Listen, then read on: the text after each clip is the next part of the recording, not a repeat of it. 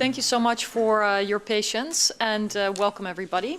It's great to have you here in the European Parliament. My name is Marietje Schaake. I'm a member here for the past 8.5 years already with the Liberal Group and D66 political party from the Netherlands.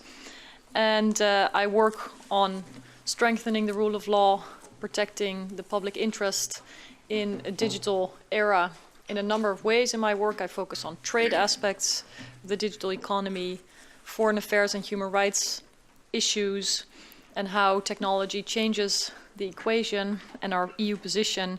And I also focus on some tech topics specifically, such as strengthening the digital single market and all the elements that are necessary to make sure that there is principles that are preserved, like fair competition, freedom of expression, non-discrimination, access to information and the like.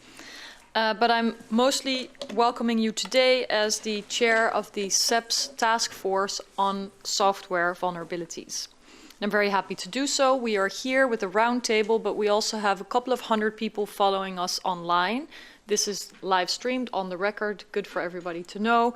And we have decided that perhaps the hashtag CEPS task force is better than EU vulnerabilities, which leads some people to think about other vulnerabilities in the European Union. Let me kick off with a few introductory remarks. Then I'll be very happy to introduce all the guests that I'm very happy to welcome. I'm very happy that I found the time to be here today. They will give introductions and there will be plenty of opportunity for an interactive discussion as well. So essentially the whole question of software vulnerabilities, 0 days, the quality of code has been a subject that was really confined to the deeper corners of security experts and the information security arena. It's come more to the forefront in recent years through various attacks, but also documentary films like 0 Days and other films that have really brought to a broader public the question of how vulnerabilities have been used in very famous or infamous cyber attacks like Stuxnet and other attacks. But also a sense of urgency was created because there have been ransomware attacks like WannaCry, who took advantage, or hackers took advantage of vulnerabilities in Microsoft software, and that was discovered by the NSA and leaked by a group of hackers called shadow brokers. The Meltdown and Spectre vulnerabilities that were discovered at the beginning of this year, but also incidents that focus critical attention on the widespread activity of stockpiling vulnerabilities by national intelligence agencies around the world. On top of that, we know that with the Internet of Things, more and more connected devices have actually widened the area or the surface, if you will, of potential vulnerability to attack, depending on the quality of how these smart devices have been coded and protected. So it's very important to make sure that there's not one weak element in a bigger chain or a bigger network that poisons everything else. And of course, the question of software vulnerabilities is a crucial one here. In the Netherlands, we have an expression, and that is, it doesn't make sense to mop the floor while the tap is still open. And that's kind of how I think about cybersecurity. It doesn't really make sense to talk about cybersecurity if the vulnerabilities are still open. And so it's been a real pleasure for me to work with different stakeholders in the task force on software vulnerabilities that CEPS had asked me to chair. CEPS is a think tank here in Brussels, for those of you who are not aware. And on the basis of a number of meetings that we've had with members of the task force and separate consultations, this means people representing NGOs, the private sector, government experts, and others, we have assembled a number of recommendations that we are going to talk about today. I should stress that Lorenzo, who's been the pen holder and supporting our task force in a substantial way, has done this independently. We're still working on the final report, so your feedback today will be very welcomed and will also shape our thinking towards conclusions. But Clearly, the conclusions you see here do reflect a general consensus reached by task force members, although it doesn't mean that everybody agrees with every point and comma that is going to be shared here today. Now, it's clear that from the discussions we've had with the task force that we need clear policies in the EU and in our member states on how to disclose security vulnerabilities in software. We currently have 28 different approaches, ranging from sophisticated thinking about how government should act and what policy should look like, to sort of blank pages and a lack of policy at all. So it's important to create clarity for everybody dealing with this rapidly evolving question of software vulnerability through a predictable legal landscape, which ensures that people who intend to report vulnerabilities are not going to be prosecuted under criminal or civil legislation. And so responsible disclosure frameworks are one avenue to make sure that the public interest is served, that knowledge is shared, but that it's done so in a responsible manner. And the first panel will focus on this element mostly. We learned through the task force and a mapping exercise that there are 13 EU member states currently contemplating to establish national coordinated vulnerability disclosure policies, and actually 2 countries have a policy. The rest of the countries don't have active plans at the moment, while on the European level we're working on cybersecurity legislation, so hopefully we can connect the dots and create a level playing field that's predictable for everybody in Europe. What we should avoid is that there are 27 or 28 different frameworks for coordinated vulnerability disclosure, and also that there are different definitions being used about hacking, about vulnerabilities, about disclosure, so that this again creates uncertainty for anyone operating in this field. We're working on a digital single market with a reason. We want to create a predictable, strong European market and space online, and so this notion of vulnerabilities, disclosure and security should be a part of that. And so in the same vein, it's important that we have a clear legal exception for security researchers, which now is still lacking in most areas of relevant EU law, whether it's copyright law, e-evidence on cybercrime, or the export controls regulation. Secondly, it's good to zoom in on the role of intelligence agencies in this space. We know that they've often been stockpiling or hamstering software vulnerabilities, and the second panel today will focus on their role. And at the moment, there's often a lack of oversight. Intelligence agencies can roughly decide for themselves without the proper accountability and oversight. This is, of course, a broader discussion, but specifically when it comes to software vulnerabilities, they often decide themselves what they can do with them. And with the creation of a governmental vulnerability disclosure review, this practice would end and the proper oversight and accountability would be in place. Now, it would be naive to expect that we can ask any intelligence agency to simply disclose the vulnerabilities that they find or stockpile immediately. I don't think it's realistic that this would happen, but it should be good to work towards a presumption that there is immediate disclosure to the vendor, but in very exceptional cases, they could be used for other purposes and could be preserved. And it's helpful, I think, to not consider the question of disclosing or retaining a vulnerability in binary ways, to either disclose or to keep, but rather to think about the timelines within which this should happen and how it can best serve the public. So the goal of a governmental review process is to delineate the parameters of such decision-making processes and the timelines that are involved. Last year, and we've learned a lot from our American counterparts, the White House released its vulnerabilities equities process, which provides some increased transparency around such processes in the US. And so hopefully we can follow suit here in the EU. It's important because without transparency and without proper safeguards, the trust in anything technologically driven, connected, or smart will be eroded, and the role of vulnerabilities disclosure in this securing is very important. And of course, governance is benefiting from more informed and rigorous debates between all relevant stakeholders to make sure that there's well-informed and well-substantiated outcomes. And I think in terms of cybersecurity, this cannot be stressed enough.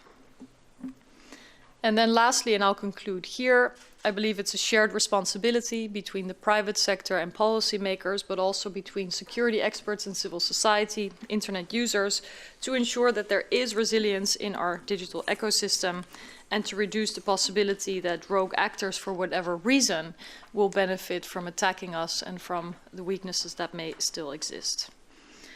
So again, I'm very happy that we are here today, that we'll have a discussion which can further the work of the task force and that will eventually lead to recommendations to EU policymakers that should improve the resilience and the coordination of our actions. So without further ado, let me introduce the first panel, but not without letting you know that unfortunately Lucy Karulkova from Access Now has been ill. I think a lot of people have had the flu, but we're unfortunately missing her, and it doesn't really help the gender balance today either. So it's particularly unfortunate that she's not with us as a civil society representative from Access Now. But I am very happy to welcome Stephane Lenco from Airbus. He's the Chief Information Security Officer there. And of course, any company, and especially also Airbus, has had to deal with major systems attacks, and it will be important to hear how they deal with it. So we'll hear a few introductory remarks from him, and then we'll hear from Mark Smitham with Microsoft. He is the Senior Manager for Cybersecurity Policy, responsible for Europe, the Middle East, and Africa. And before that, he worked at the European Commission at DG Connect, so he knows this town well. Hopefully that helps. And I'll introduce the second panel after the Q&A so that the memory of everyone's bio is slightly more fresh. So let me ask Stephane to kick off with his introductions, and thank everyone for being here. Thank you. Oh, I'm sorry. Sorry, I made a mistake. I should ask Lorenzo, I'm sorry, to first shed some more light on our findings and then go to the panel. I'm so sorry. Okay. Good afternoon to everybody. My name is Lorenzo Pupillo. I'm the coordinator of the task force. And first I would like, from CEPS, I would like to thank Marietje for hosting us here, and also to chair without any compensation, our task force. What I would like to do today, before going into the panel, to give you the basic information on how the task force worked and the basic recommendation that we are presenting in this flyer that we have distributed today. We start our work on this task force considering as a starting point the work that has been done in Europe on this issue. We didn't want to reinvent the wheel, and so we started considering the activity that was done during the last 2 years in the EU. And basically we acknowledge the work that ENISA did in 2016 with a report on good practice guide on vulnerability disclosure.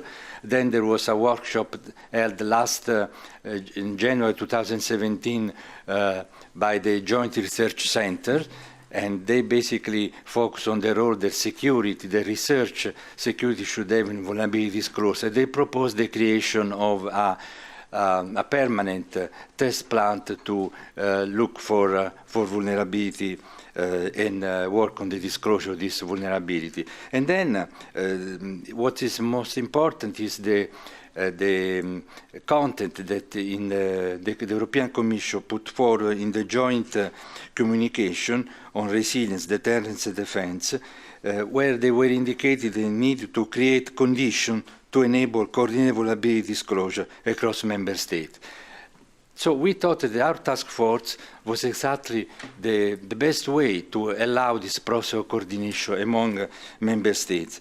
And the basic task of this group has been not just to give a precise model that each country should follow, because we think that there is no one-size-fits-all in this approach, but to explore ways to formulate guidelines for governing the business and formulate policy recommendations for member states and EU institutions. This is what basically we have tried to do. And basically the task force worked on three major issues. We have done a mapping of the current processes on software vulnerability disclosure in the 28 EU countries, and this is what Marisha referred to the basic results. And then we have focused on legal challenges, and then we have put forward some recommendations we present today.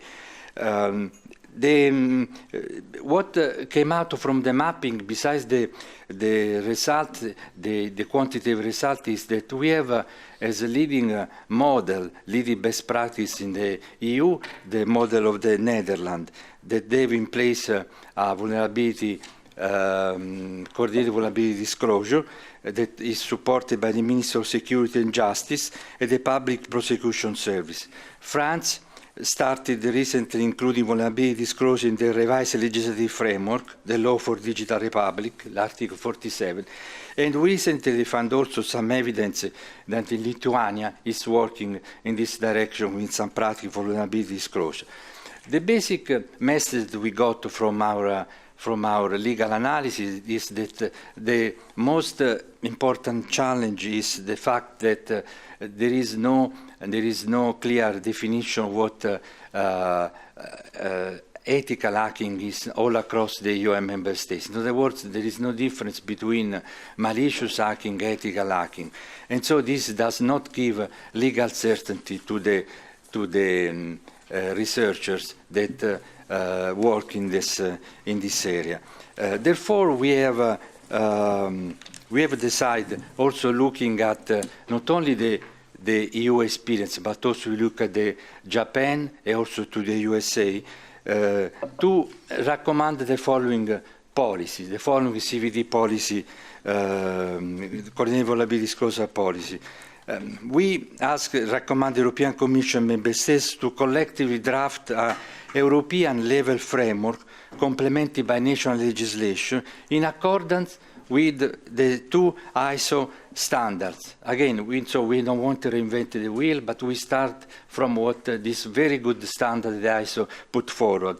29147 is on disclosure, and the ISO 3011 that handle more the vulnerabilities.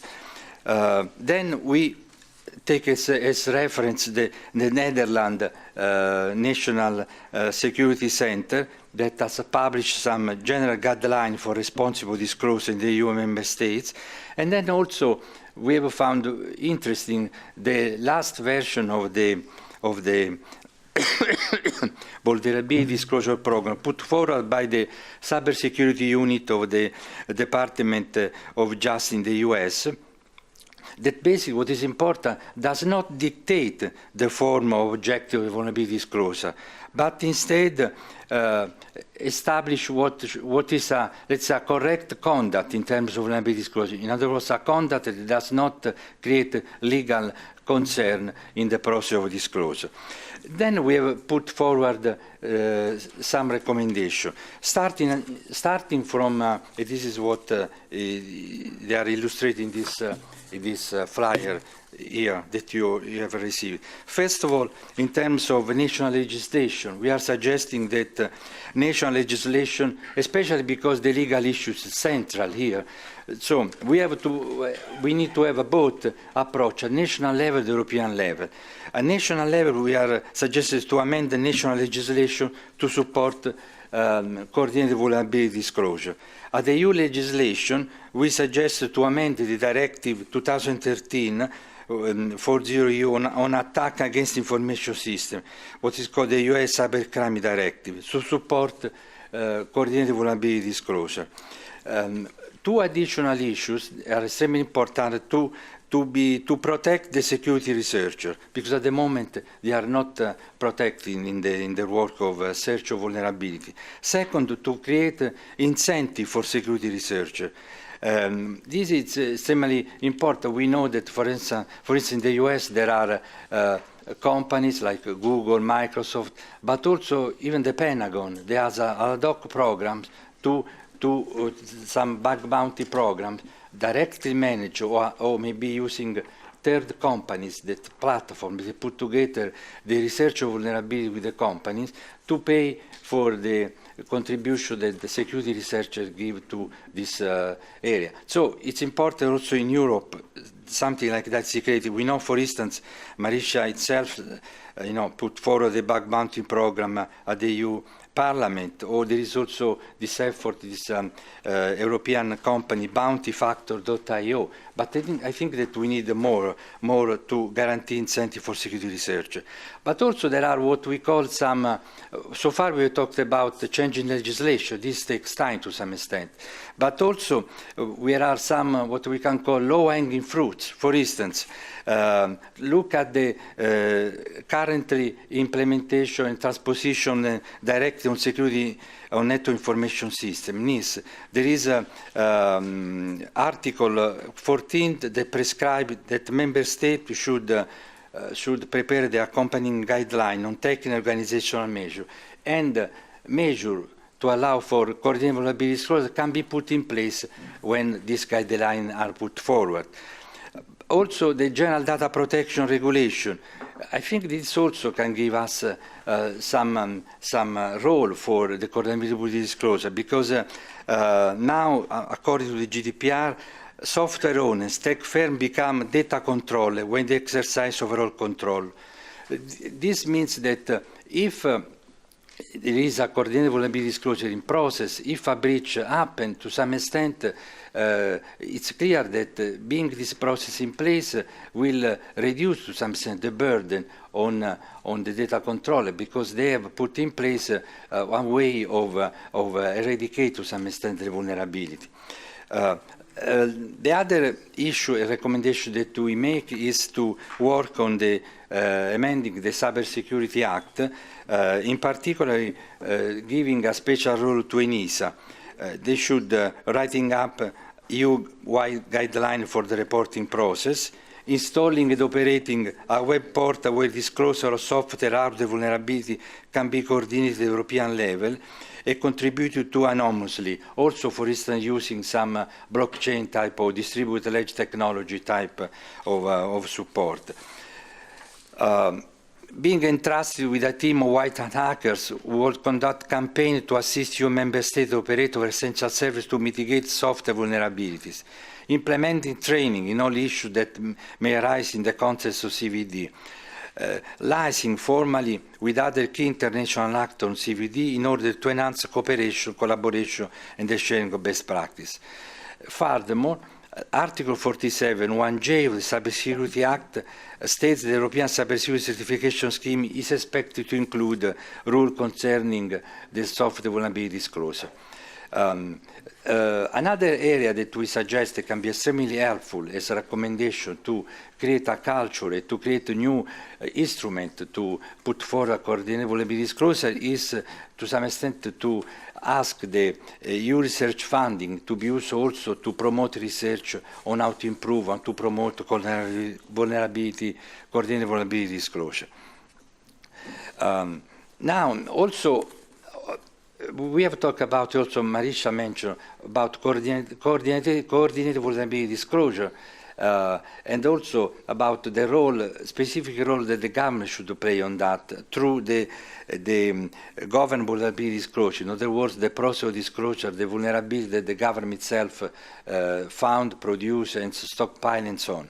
On this also, we are proposing specific recommendation at two levels. In terms of characteristics, basically we are saying that the government vulnerability disclosure should follow the same, the following suggestion. All security vulnerability should be subject to a government vulnerability disclosure review process. All relevant ministries, including those with mission for use in business and government security, should participate in the government vulnerability disclosure review process. The policies should be subject to independent oversight transparencies.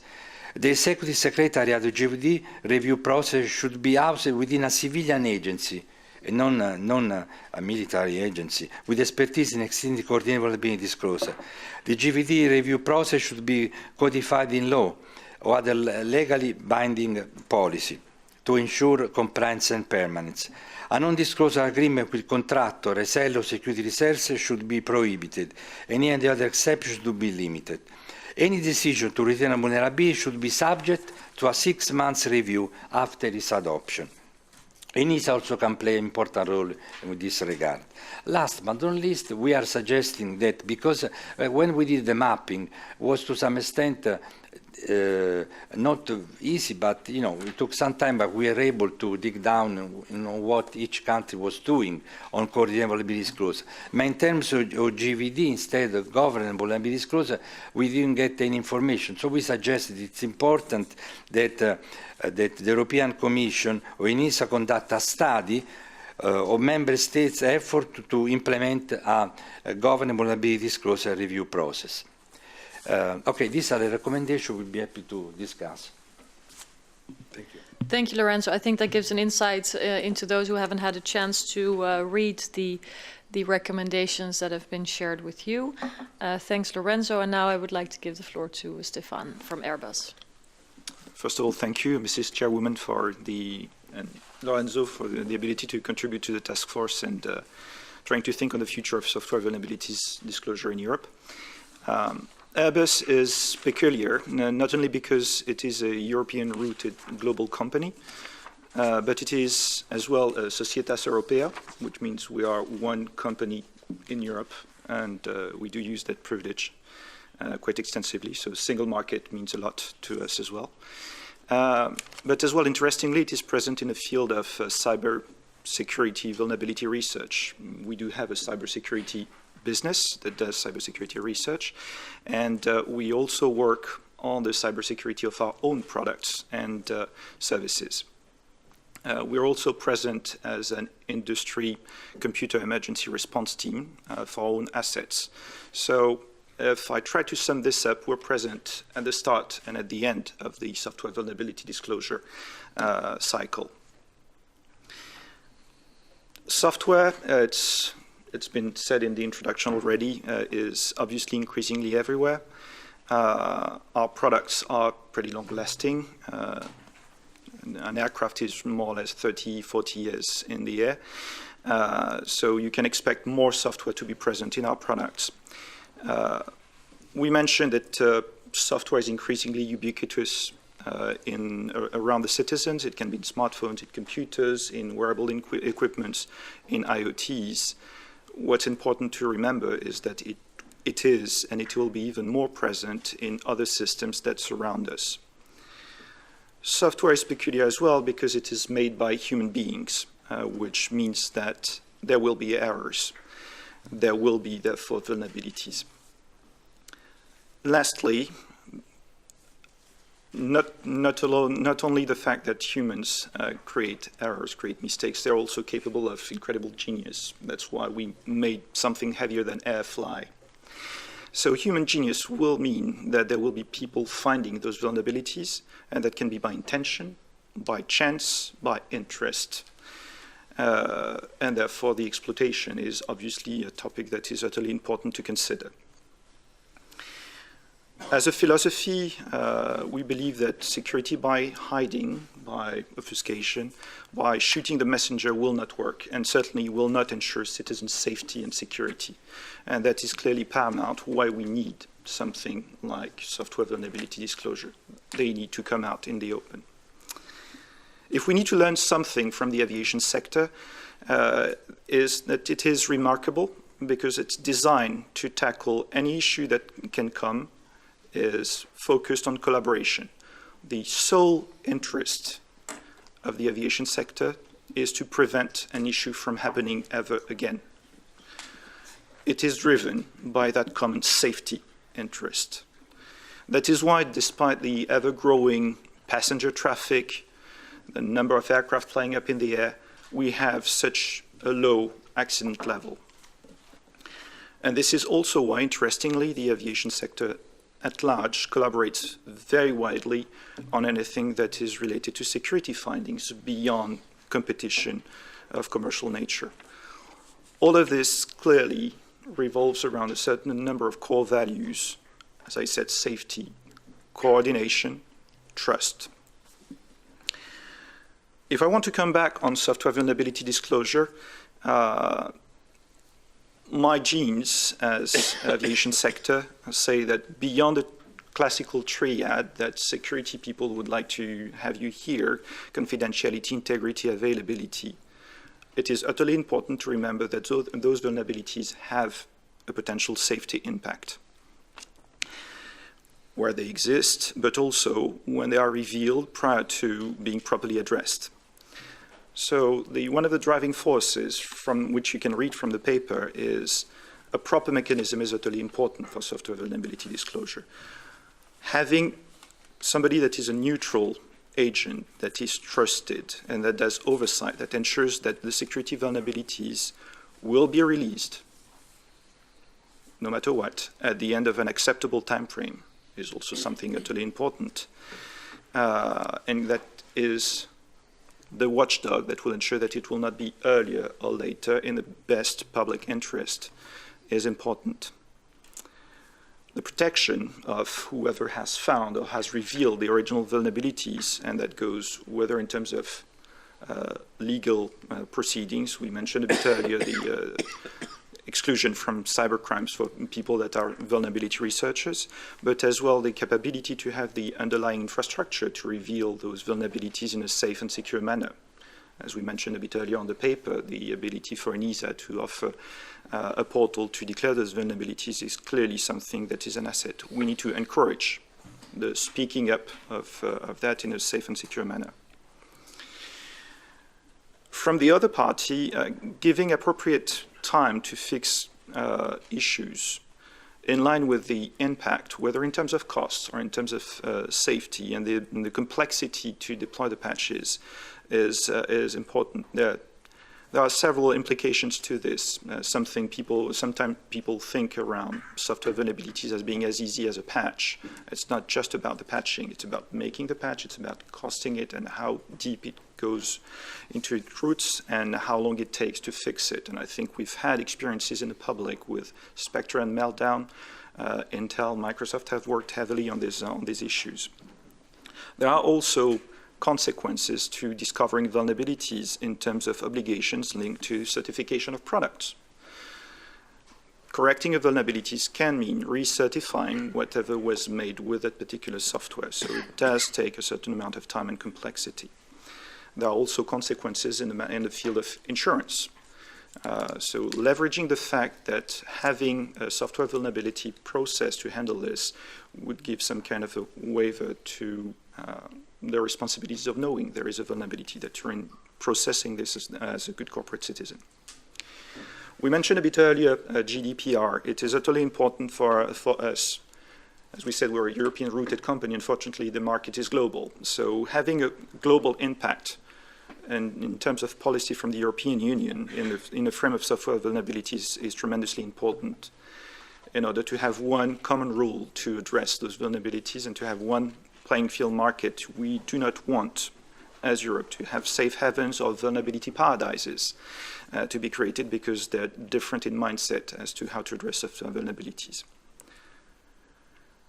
Maybe one last item in that area is that it has to be distributed. We've also proven with the registration of vulnerabilities through numbers that a very centralized system is in the end slowing down the overall effort to get software better across the board. In this frame at a European scale, we mentioned that ENISA has to play a significant role. We also need to create a network of trust. So typically, agencies in charge of cyber in the member states could be mandated as approved mediators that everybody would trust between the vulnerability researchers and the software developers, the maintainers within this mechanism. ENISA being in charge of coordinating and ensuring that no duplicate work is being performed, and all parties would follow the common EU-level general coordinated disclosure process. Many of those elements, I believe, are currently present in the flyer that Lorenzo waved already, thanks to your work, Marietje. It does reflect a lot of good contributions, and it's not reinventing the wheel. If there's only one message that I'd like to convey through this introductory speech, that is the word safety. Time is paramount, and it should be measured on the basis of the impact and the time to fix. And we need to think safety of the citizens, safety of the products as a core value beyond any other item. Thank you. Thank you so much for those clear points. And of course, anyone can imagine the importance of safety and security in the airline industry. But can you maybe reply briefly to the very last point? Because I increasingly hear people talking about sort of safety versus security, and maybe my mind is just not 100% there yet. So maybe you can just clarify a little bit what you mean by the difference between safety and security. Do you mean the quality with which products or code is initially brought to the consumer or the business at all? Or what did you try to say there? Right. The bias in the aviation sector is clearly that we do have two words for that, and they mean very different things. Personally, as an engineer, I make the utter difference. Safety is about making sure the product behaves well. An aircraft flies, an aircraft must land safely. That's if all things go right, and we need to take care about its resilience in the cases that are normal. Security is about malicious intent. Ultimately, when we try and address security vulnerabilities, that is in order to reduce the vulnerability so that the product works better. As an airframe manufacturer, what we aim for is to ensure that the plane flies no matter what, whether it is malicious intent or because of weather conditions or any other purpose. What drives us ultimately is safety as an impact. A vulnerability may be less important if it doesn't have a safety impact for us, and that measures it up.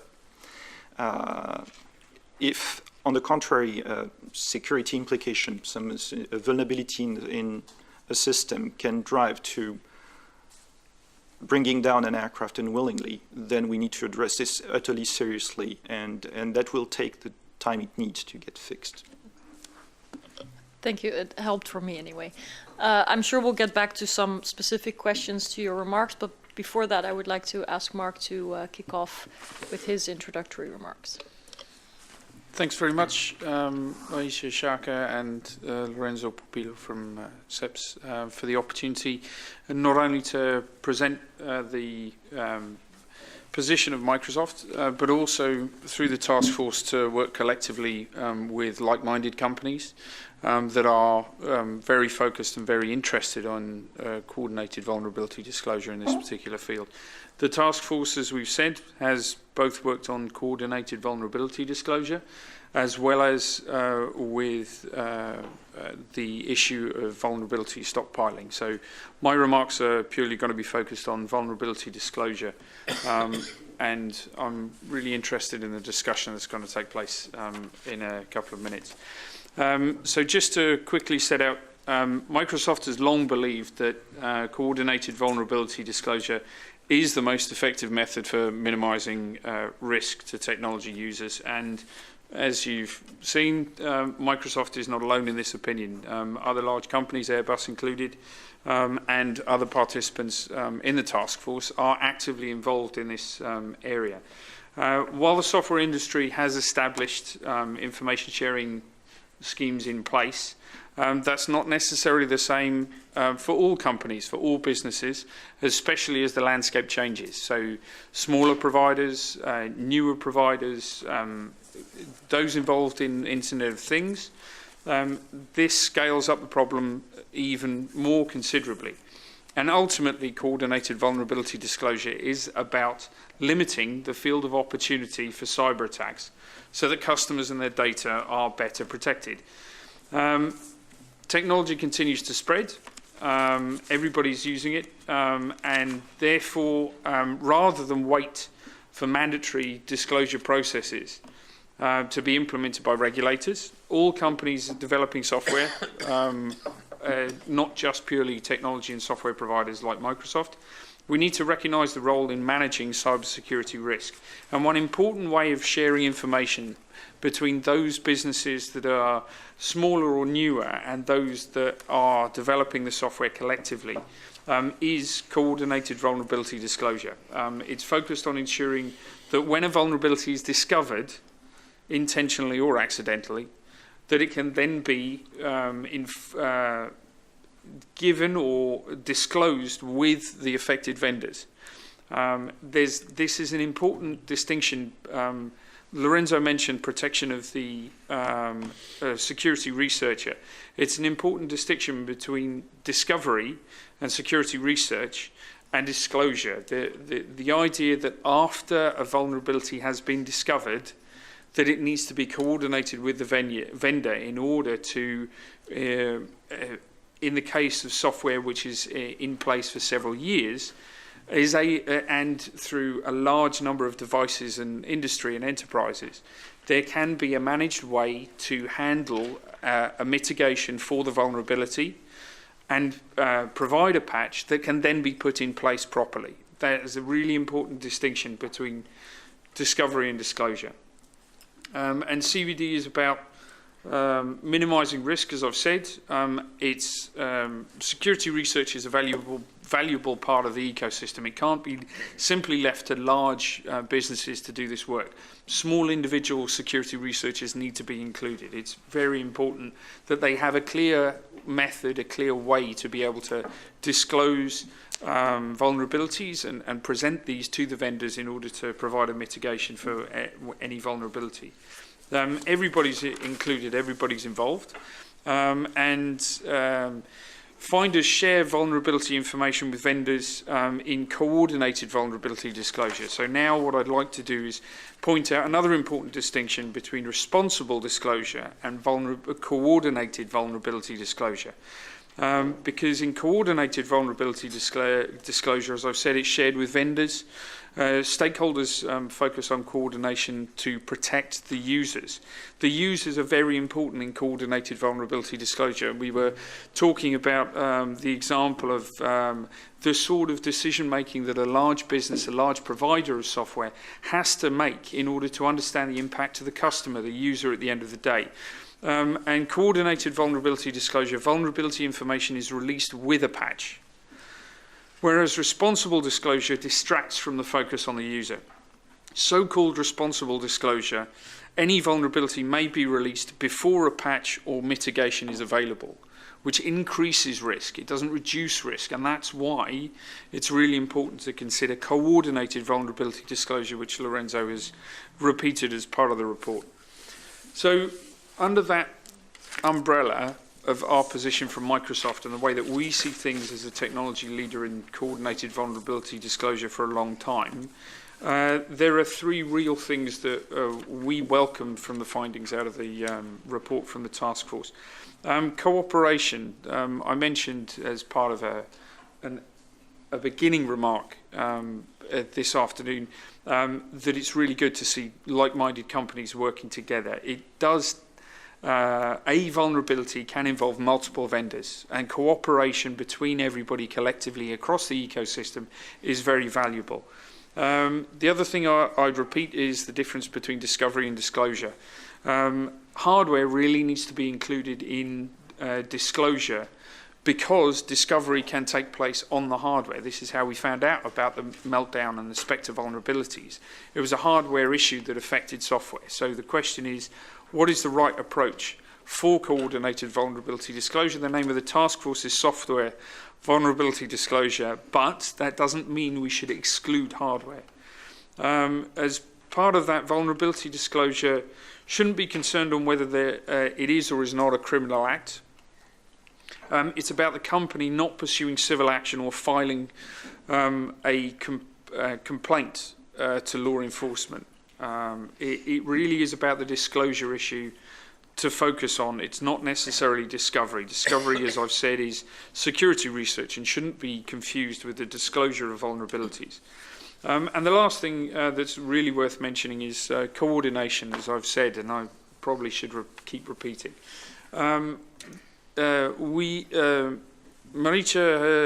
Schaake has already mentioned the idea that or the findings from the task force that there are a number of member states who are already involved in this particular approach, though they have policies in place, whereas others don't.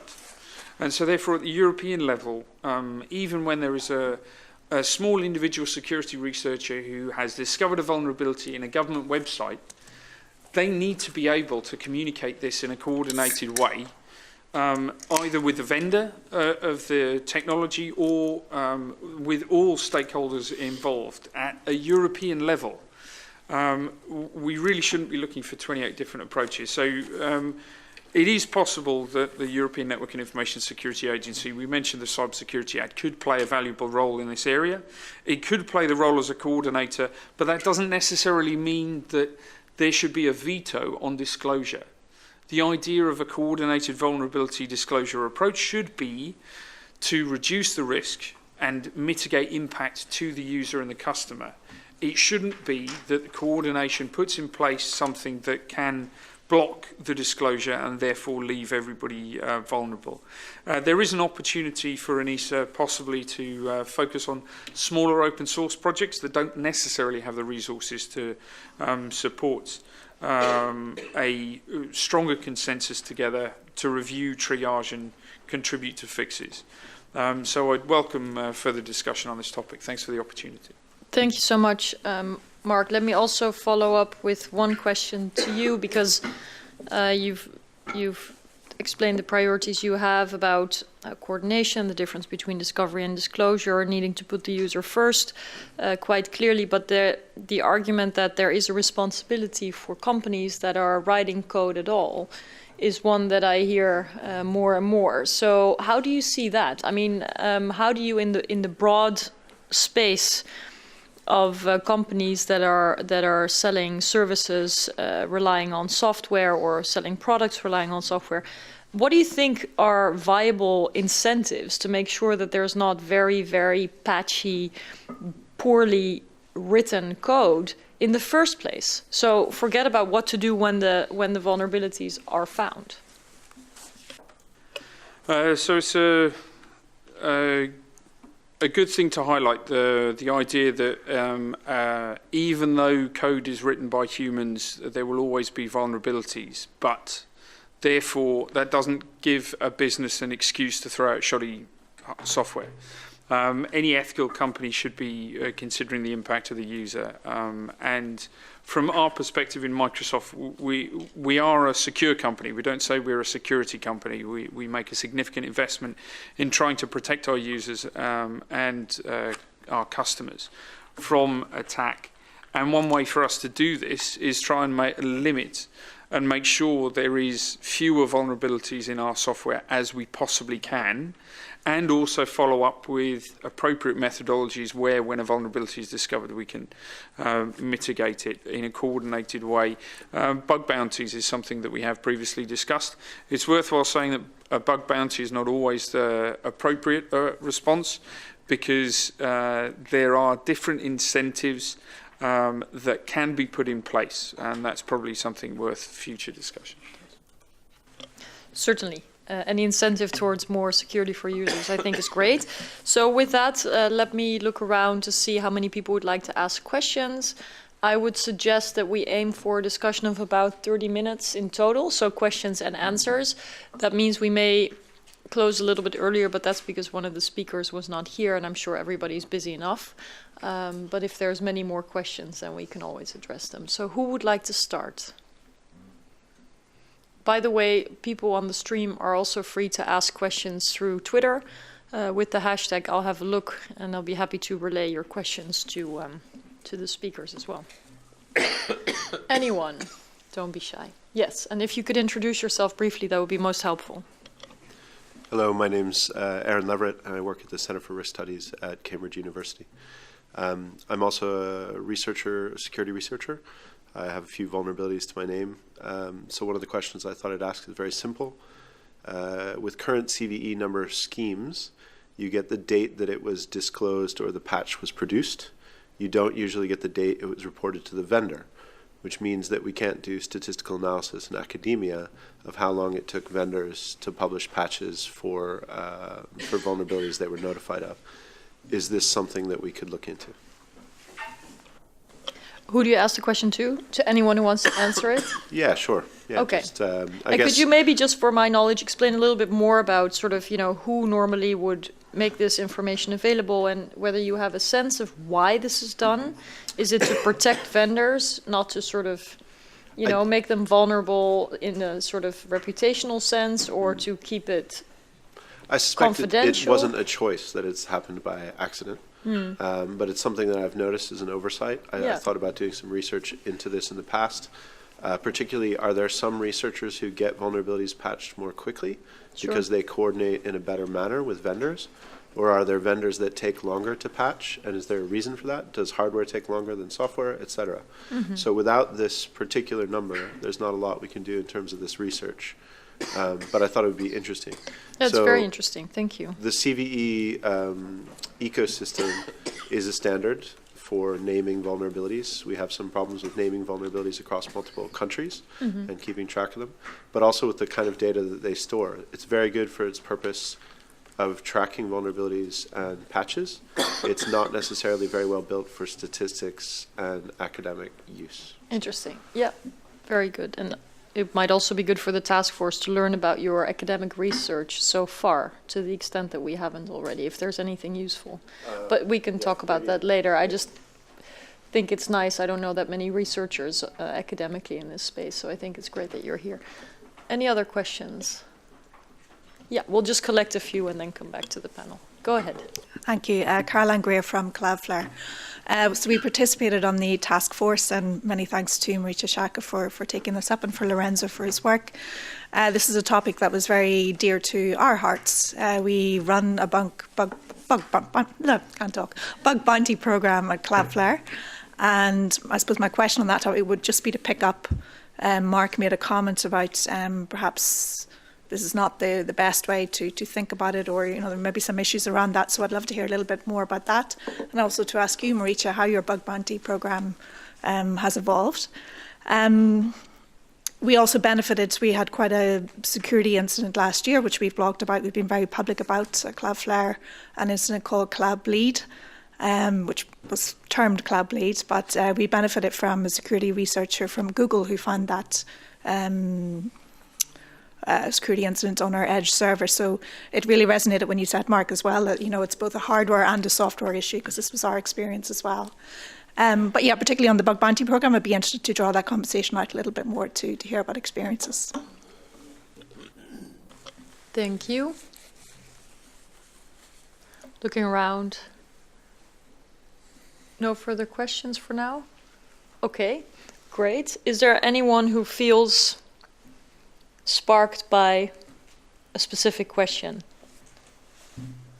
Do you work with bug bounties? How do you feel about this question of sort of labeling or dating to, for the public to know, archiving, I guess, I don't know what the proper term would be, but the dates of disclosure and the dates of patching versus the date of notification to the vendor? Certainly. So the academic process and trying to do greater analytics of vulnerabilities could potentially be something useful, but it needs to take into account the fact, the point that I was making about enterprises, enterprise customers.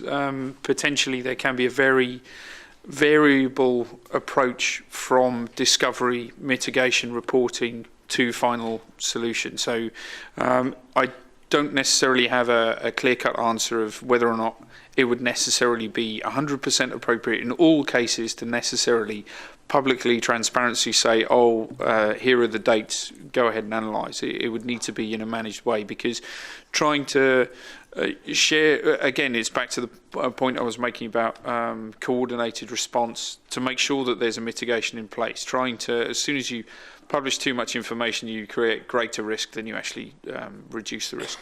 On the bug bounty question, from Microsoft's position, we do run several different bug bounty approaches. One of the main ones is not necessarily a financial bug bounty. It really is a pride issue.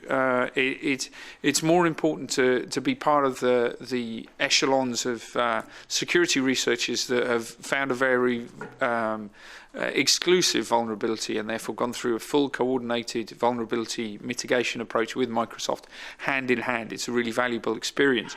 So at that stage, it's not about the money. We have a Hall of Fame.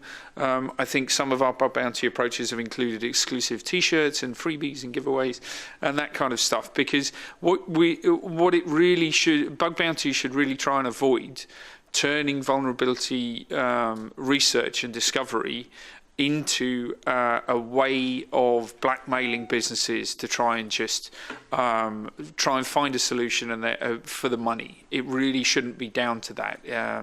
That's not necessarily an appropriate ethical approach. Thanks. Sorry, just let me pick up on that, because there seems to be quite a scope between freebies and T-shirts and blackmailing, no? That's true. Yeah, okay.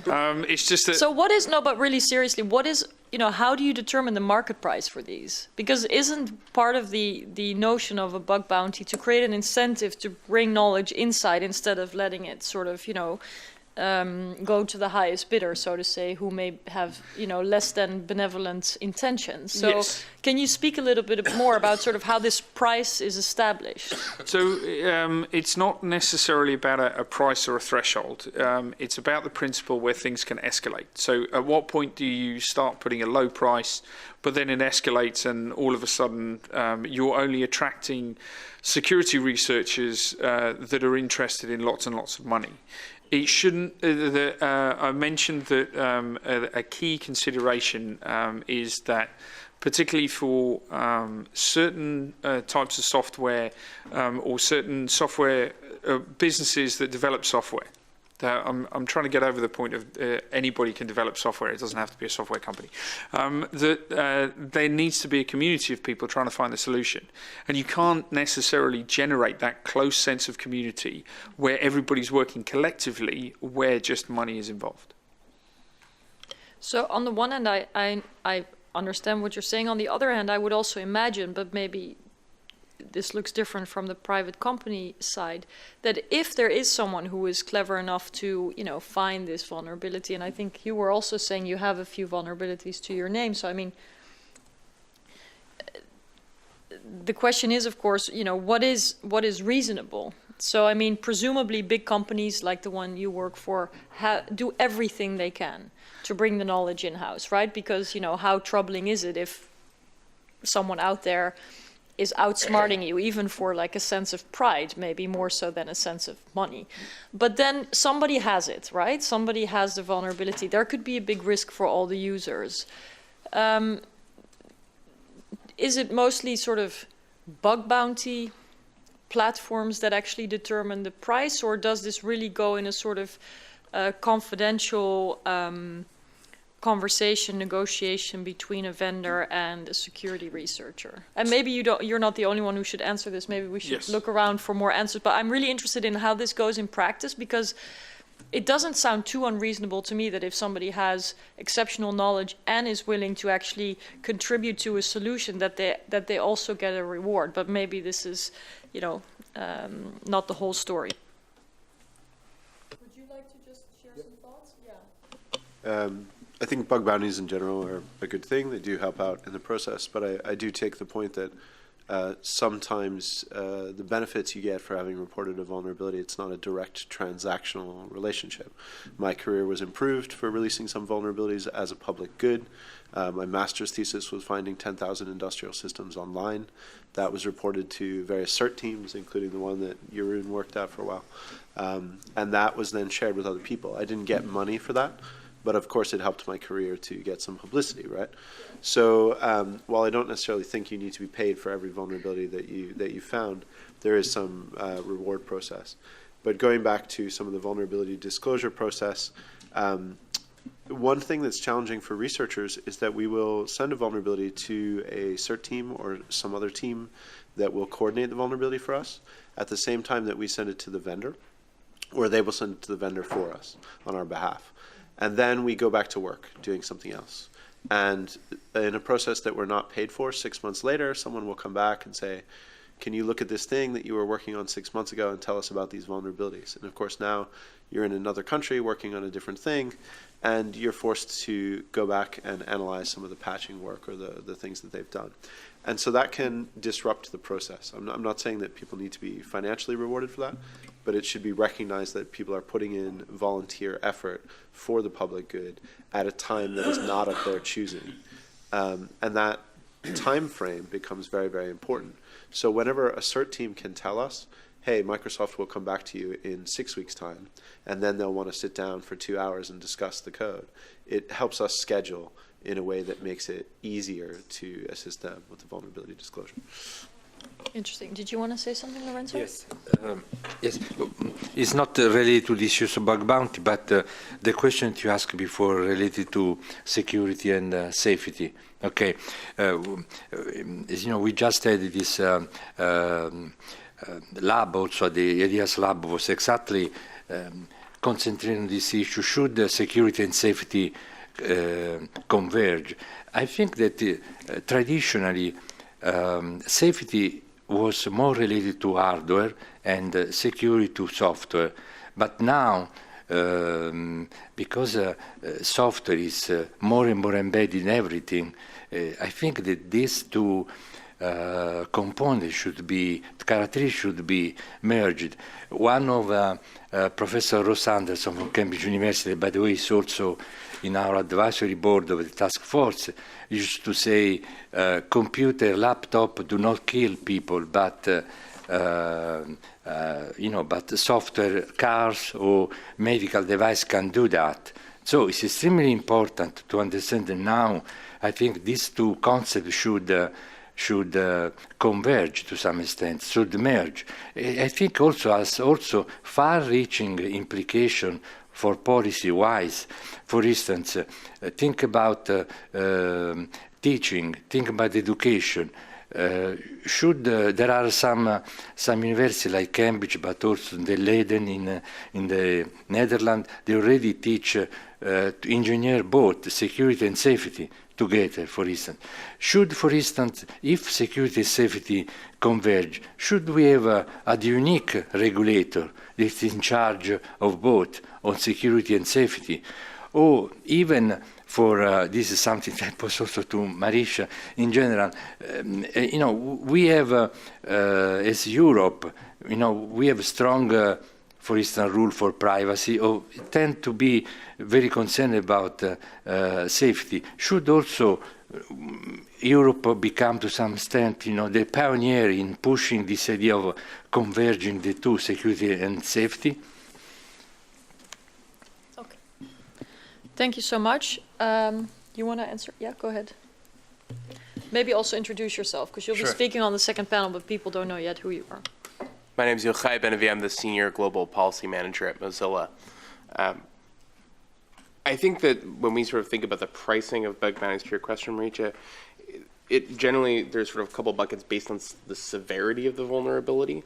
We don't generally want to be in a situation where we're negotiating on a bug-by-bug basis what that bounty is going to look like, but that's also not necessary. I think one of the points that Mark's trying to make is, and that Aaron sort of also pointed to, is that there's a large community of people and security researchers in the world who are motivated by those public recognition incentives. T-shirts actually do go a long way. A little bit of cash, but most importantly, getting your name tied to that bug report, where it says your name in like size 12 font or whatever, that actually is a huge incentive for a lot of people. And that's sort of a distinct, not exclusively distinct, but distinct community from the type of folks who might sell a vulnerability to a three-letter agency. We're not generally dealing with a situation where someone says, well, I can sell this vulnerability to the NSA or I can sell it to Mozilla. What's it going to be? Are you guys going to pay up? That's not a situation we find ourselves in all that often, right?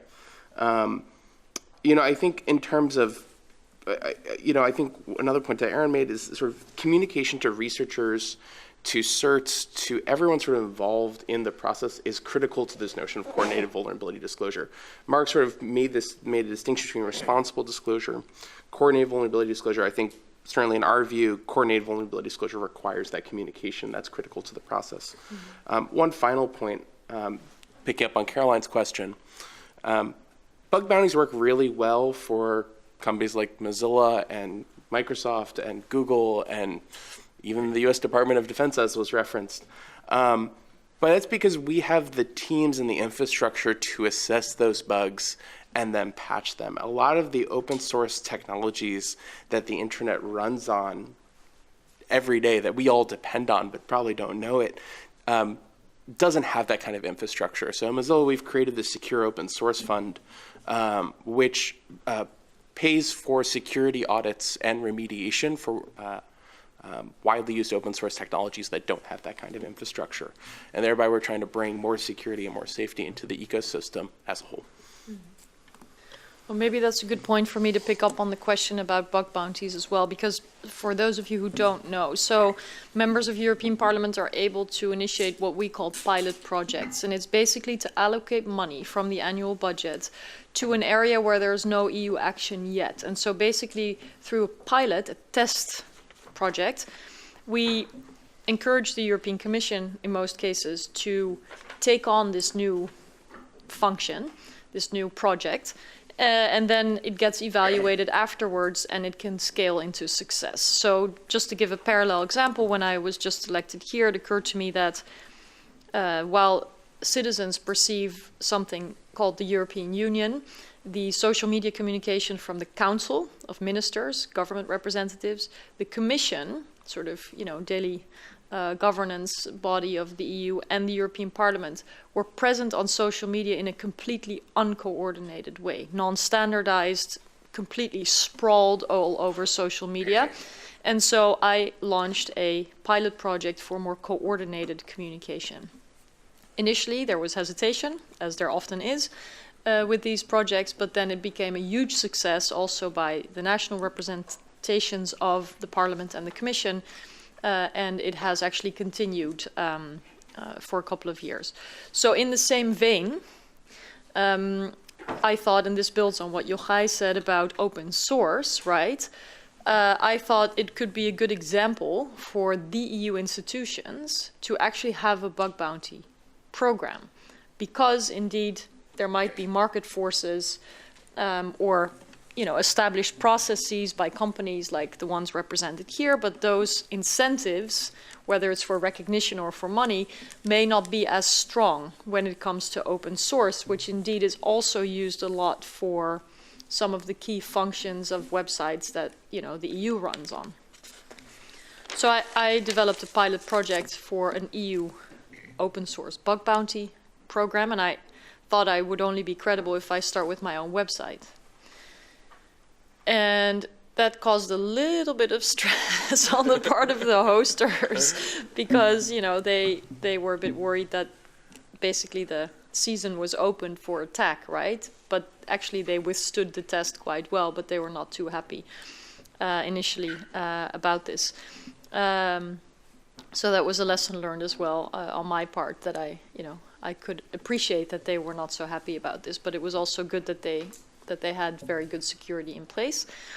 But the most important thing is really that the European Commission is now looking at a pilot project with bug bounties for VLC. And if this is a success, hopefully, it will continue, but it's still in the very, very initial phases.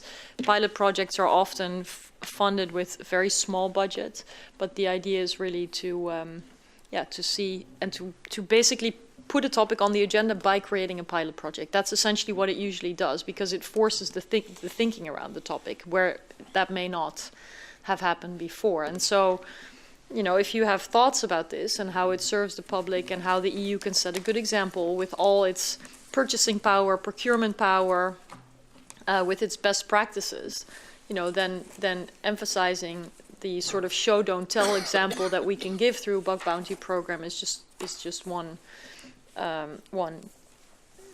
way to see more responsibility on the part of the EU. So it's actually a small effort, really, in the scheme of things, but I think sometimes those are quite telling, and they can lead, to growth of attention for a subject, and hopefully that will happen here too.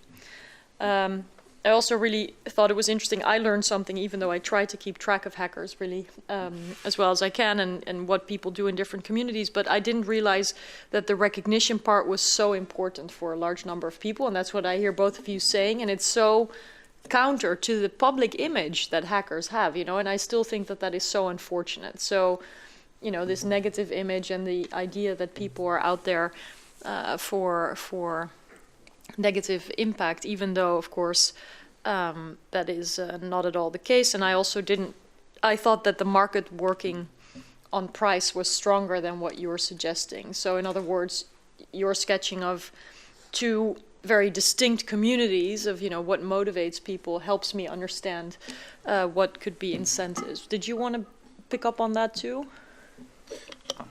Not so much on the pricing issue, because bug bounty really involves money and competition, which is what is the fair price for that. But clearly, bug bounties do draw people that want to do good and security researchers on topics that are not as well covered. But to carry on with what we said about recognition, individuals that work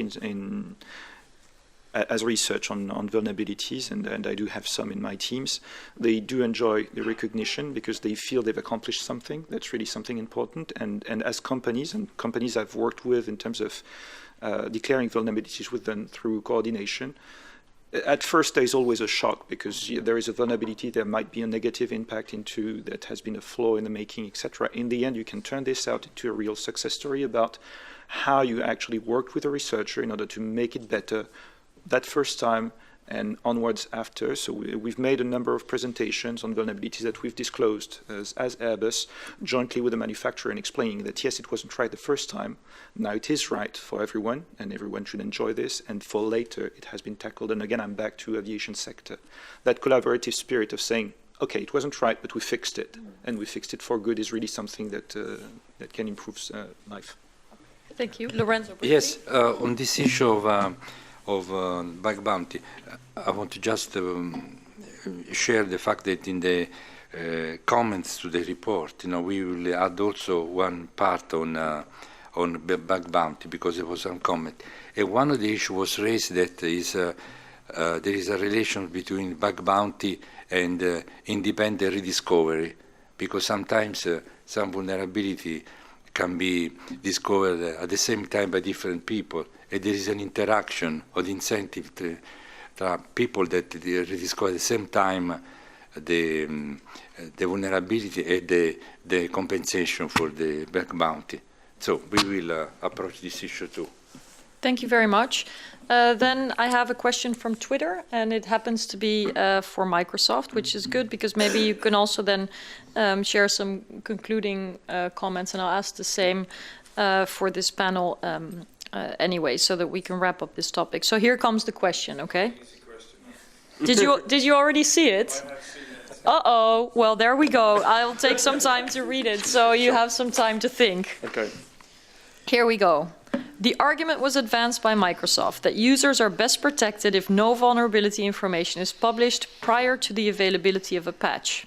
How does this balance against the argument that, quote, users need to know about the security properties of the CEPS task force, I guess.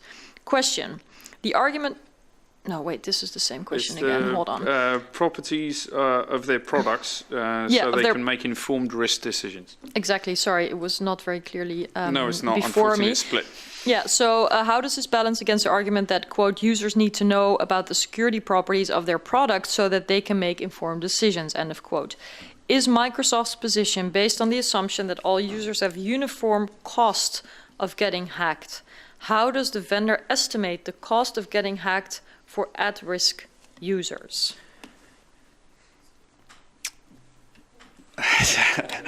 I can see a lot of industry representatives squirming trying to answer this question. I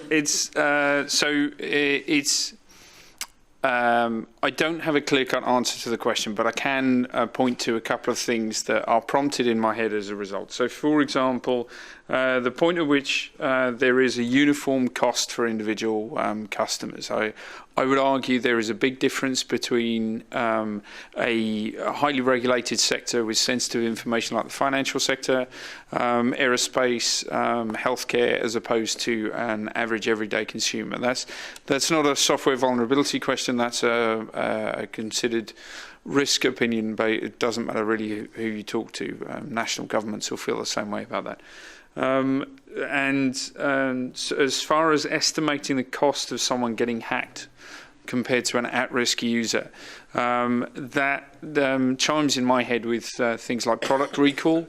At what point do you start pulling away an entire operating system as a result of a vulnerability? Where is the threshold between rolling it out and that kind of stuff? It's not really something that we've come across, but that doesn't mean that we won't be coming across it in future. There are the talk that we've been having today about IoT and the idea that a connected device would need to be recalled. Therefore, this doesn't point to a clear-cut answer on how much does it cost and whether or not you should declare everything in order for people to understand what the risk is. It points to the idea, two things. The idea of coordinated vulnerability is the whole aim is to reduce risk. And one way to do that is to have a controlled, coordinated way for handling the risk and its mitigation, as opposed to sharing information too soon. It's probably a good quote, and if there is a recording on the video, I may have said word for word that exact phrase, that you shouldn't necessarily say everything before mitigation is in place. But it needs to, it's not clear cut, but it is worthwhile making the distinction in a format like this between responsible disclosure where it just goes out without a mitigation and responsible disclosure where there is a mitigation. And the other thing that's worth saying on product recalls and things like that, we will start seeing this, there is a potential for this to be seen in future, but it won't be solved quickly and easily without trying to consider the impact on a broader scale rather than an individual consumer. So just building on that question, because I think, you know, the question of who's responsible and when should sort of emergency brakes be pulled is a big one, right? And so maybe just to get this into perspective, was a product ever recalled by Microsoft because of risk? Like baby powder or whatever? I can't think of an instance where we have recalled a product, be it software or hardware, as a result of risk. What I can think about is our response to incidents like WannaCry, where we have put ourselves in a position where, even though for several years we have been not only saying, please move away from something which is vulnerable, please move away from something which even Microsoft is not in the best position to continue supporting based on the different ways that Windows XP was deployed in 2017 when it was designed in the early 90s. It was a case where we were holding hands with the vulnerable users and trying to make sure that even where we knew there were limitations and vulnerabilities, that we could make sure they were as safe as we could make sure that they were. It's not always appropriate to just completely recall an entire operating system like Windows XP. It was a long process of saying this will reach end of life.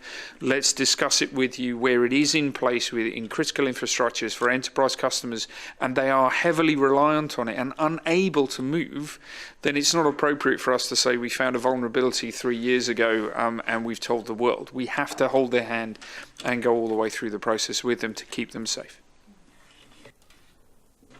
Okay, I could think of 1,000 follow-up questions to ask, but I don't want to monopolize the discussion. Maybe we can also touch upon some of the issues that have been put out there.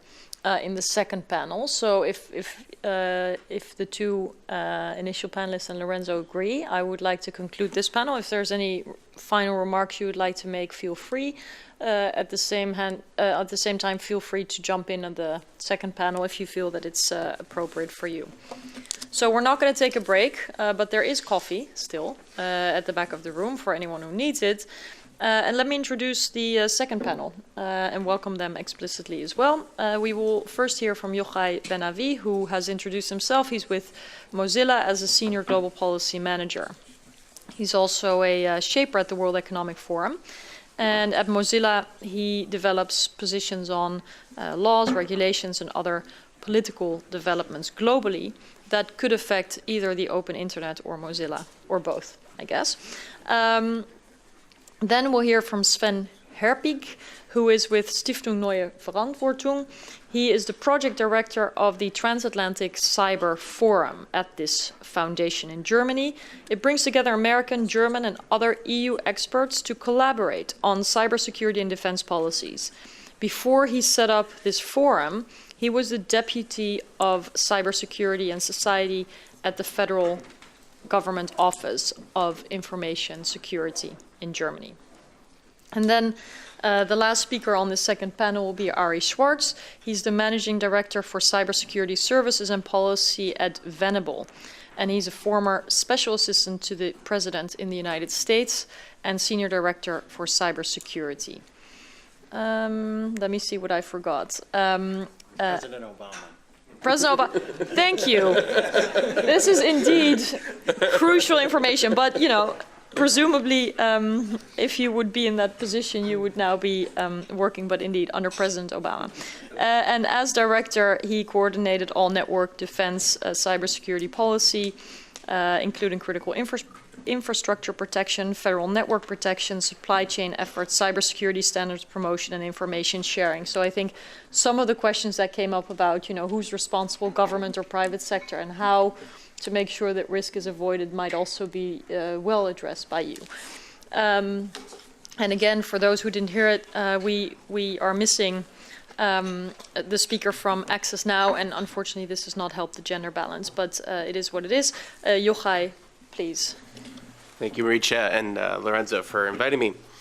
As some of my colleagues on the first panel mentioned, disclosing vulnerabilities to affected vendors and manufacturers helps us to patch them quickly, increases the security, privacy, and safety of our systems and our users.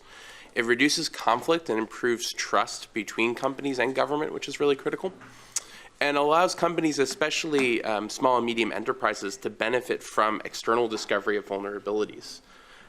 We've been talking so far today about the importance and mechanics of disclosing vulnerabilities to affected vendors, but what should governments do when they learn about vulnerabilities in the first place?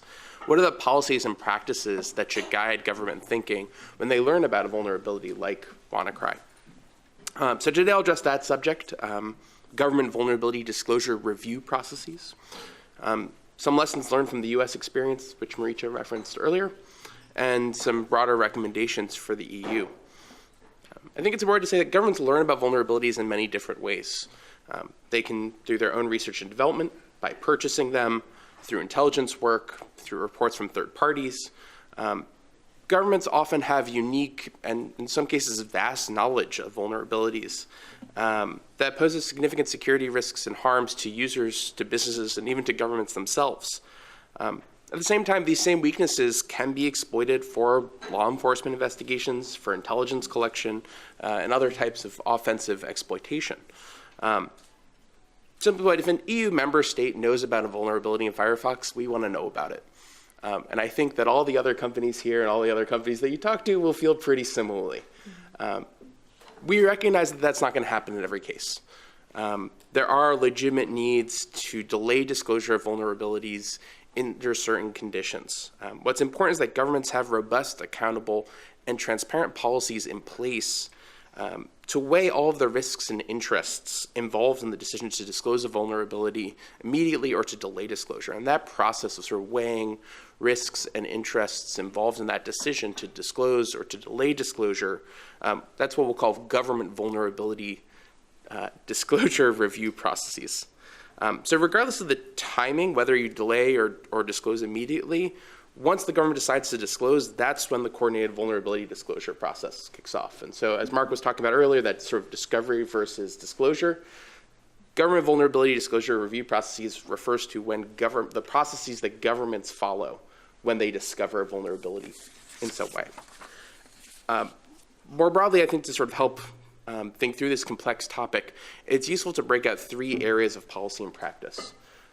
There's an issue of acquisition, right? How do governments learn about a vulnerability in the first place, whether it's purchasing them, discovering them, intelligence, and so forth. There's a second area of policy around disclosure, how governments make decisions about how and when to disclose a vulnerability or delay disclosure. And a third around exploitation, how governments can use vulnerabilities in operational or offensive purposes. And I think government vulnerability disclosure review processes only refers to that second bucket, disclosure. And I think that's the right place to start. I think getting clarity around government vulnerability disclosure review processes allows us to have better conversations when it comes to thornier questions around acquisition and exploitation. I'd be remiss if I didn't say that vulnerabilities are at the heart of many hacks, attacks, and breaches, and that these are things that are making headlines every day. And cybersecurity is a shared responsibility, and as Marietje said, and we need governments to be our partners in managing that cybersecurity risk. And so presumption of disclosure is the right policy, and I think would be welcomed by industry and civil society alike. As we'll hear from our next panelist, some member states are already considering adopting a government vulnerability disclosure review process. So today, I'll talk about the US experience with the vulnerabilities equities process, generally called the VEP, which Marietje referenced and is by far the most well-documented government vulnerability disclosure review process globally. So the VEP can be traced to a national security policy directive signed by President George W. Bush in 2008. The process was finalized in February 2010, but it wasn't really operational at that point. In April 2014, when we had the Heartbleed vulnerability, those who remember that one, that affected nearly 2/3 of web servers around the world. At that time, the White House cybersecurity coordinator at the time, Michael Daniel, published a blog post saying he was reinvigorating the VEP, and that's sort of when it's believed it became operational. I want to fast forward to spring 2016, and I won't get into too much history, but spring 2016 is when the FBI, it was reported, had purchased a vulnerability that allowed them to break into the iPhone of the San Bernardino shooter. And notably, in April 2016, they said that they were not going to put that vulnerability through the VEP. I think reasonable people can disagree on whether the FBI gets to hold on to that vulnerability, but I think we can all agree that's not a decision the FBI gets to make by itself. And then finally, as Marietje referenced, in November 2017, the current White House cybersecurity coordinator, Rob Joyce, released a new charter for the VEP. And this is an unclassified document. It's out there in public. You can read it. And really an incredible amount of transparency into how the US government, of all governments, actually thinks about these issues. And I think the new VEP charter makes important strides in ensuring the VEP has the right people around the table, asking the right questions, subject to strict timelines and oversight and accountability. So who are these right people around the table? The VEP, and I'm going to try and keep these sort of brief. I'm happy to chat much more about the VEP afterwards. The VEP participants include the Office of Management and Budget, the Director of National Intelligence, the Departments of Treasury, State, Justice, Homeland Security, Energy, Defense, Commerce, and the CIA. What's notable here is that there are agencies around the table who have missions to defend consumers, business, critical infrastructure, and government security. So this is not a conversation that is limited to law enforcement and intelligence voices, nor should it be. So how does this work? There's a requirement in the policy in the charter that all US government components and personnel, so that's civilian, military, contractors, must submit a vulnerability to the VEP by notifying the VEP Executive Secretariat that lives at the NSA of any vulnerability that is newly discovered and not publicly known. Some subject matter experts then get together, they decide whether the vulnerability should be disclosed immediately, whether they would recommend disclosure be delayed. If there are disagreements, it goes up to a principals level. There's a lot of, the VEP process is very detailed and they're subject to strict timelines, and I encourage you to read the document. I won't get into the sort of step-by-step process here. One thing I do want to pull out is that in terms of asking the right questions, the VEP does specify a set of criteria that must be considered for each deliberation. And this is, again, important for considering all the risks and interests. So where's the product used? How widely is it used? What are the potential consequences of exploitation? Can exploitation of the vulnerability be detected by the United States government? What is the demonstrated value of this vulnerability for intelligence collection, cyber operations, and so forth? If the U.S. government knowledge of this vulnerability were to be revealed, what risks would that pose for United States international relations? What's important is that none of these are framed as red lines. What we're talking about here is not outcome determinative. It's to say these are the things that you must consider every time you think about a vulnerability. It should not just be a question of, is this valuable for intelligence? Is this valuable for national security? That the calculus cannot be limited to just those kinds of narrow questions of exploitative, utility. And it's also important to review a decision to delay disclosure regularly, and not see this as a one and done decision. Many things can change over time, including the all-important question of, does someone else know about this thing? And so that's why VEP decisions to delay disclosure are reviewed regularly. I will say the VEP does contain a classified annex with some exceptions for partner agreements, sensitive operations. It's hard to know what else is in there. There's some accountability around this in terms of annual reports around this. And I expect some of our friends in Congress, on the oversight committees would have some feelings about this if there was anything too egregious going on. But certainly, we would prefer not to have a classified annex. But an important exception to this process is that vulnerabilities reported by security researchers or through incident response activities. So this is some of the coordinated vulnerability disclosure work that we've been talking about. If you report, a security researcher reports a vulnerability to US CERT, that is exempted from the VEP. That will just go straight through into the coordinated vulnerability disclosure process. As Mark was referencing, we don't want to add steps in the process, to add vetoes, to add places where we could be slowing disclosure, and that's specifically provided for here. And the charter makes clear that disclosure is to be made in the most expeditious manner, and when possible within 7 days. It sort of instructs them to follow industry guidelines, which we should generally understand as coordinated vulnerability disclosure. There's an annual report that's circulated to participants and to Congress. It has to be at the lowest classification possible. It has to have an unclassified summary. I mean, this is really a radical notion of transparency for what until a couple of years ago was a very classified process. And so this process helps vulnerabilities that the US government learns about. But what about vulnerabilities that EU member states learn about? If the German BSI were to learn about a vulnerability, at the heart of WannaCry or Meltdown or Heartbleed, wouldn't we want to make sure that Germany has a robust, accountable, and transparent process in place for considering that and for sharing that information to the appropriate and affected vendors? And besides the work that's sort of already going on in some member states, there are clear cross-border effects here, and a secure and resilient Europe requires cooperation and good policy around this area. If we're to be resilient in the face of the daily barrage attacks that users, citizens, and our companies and governments face every day.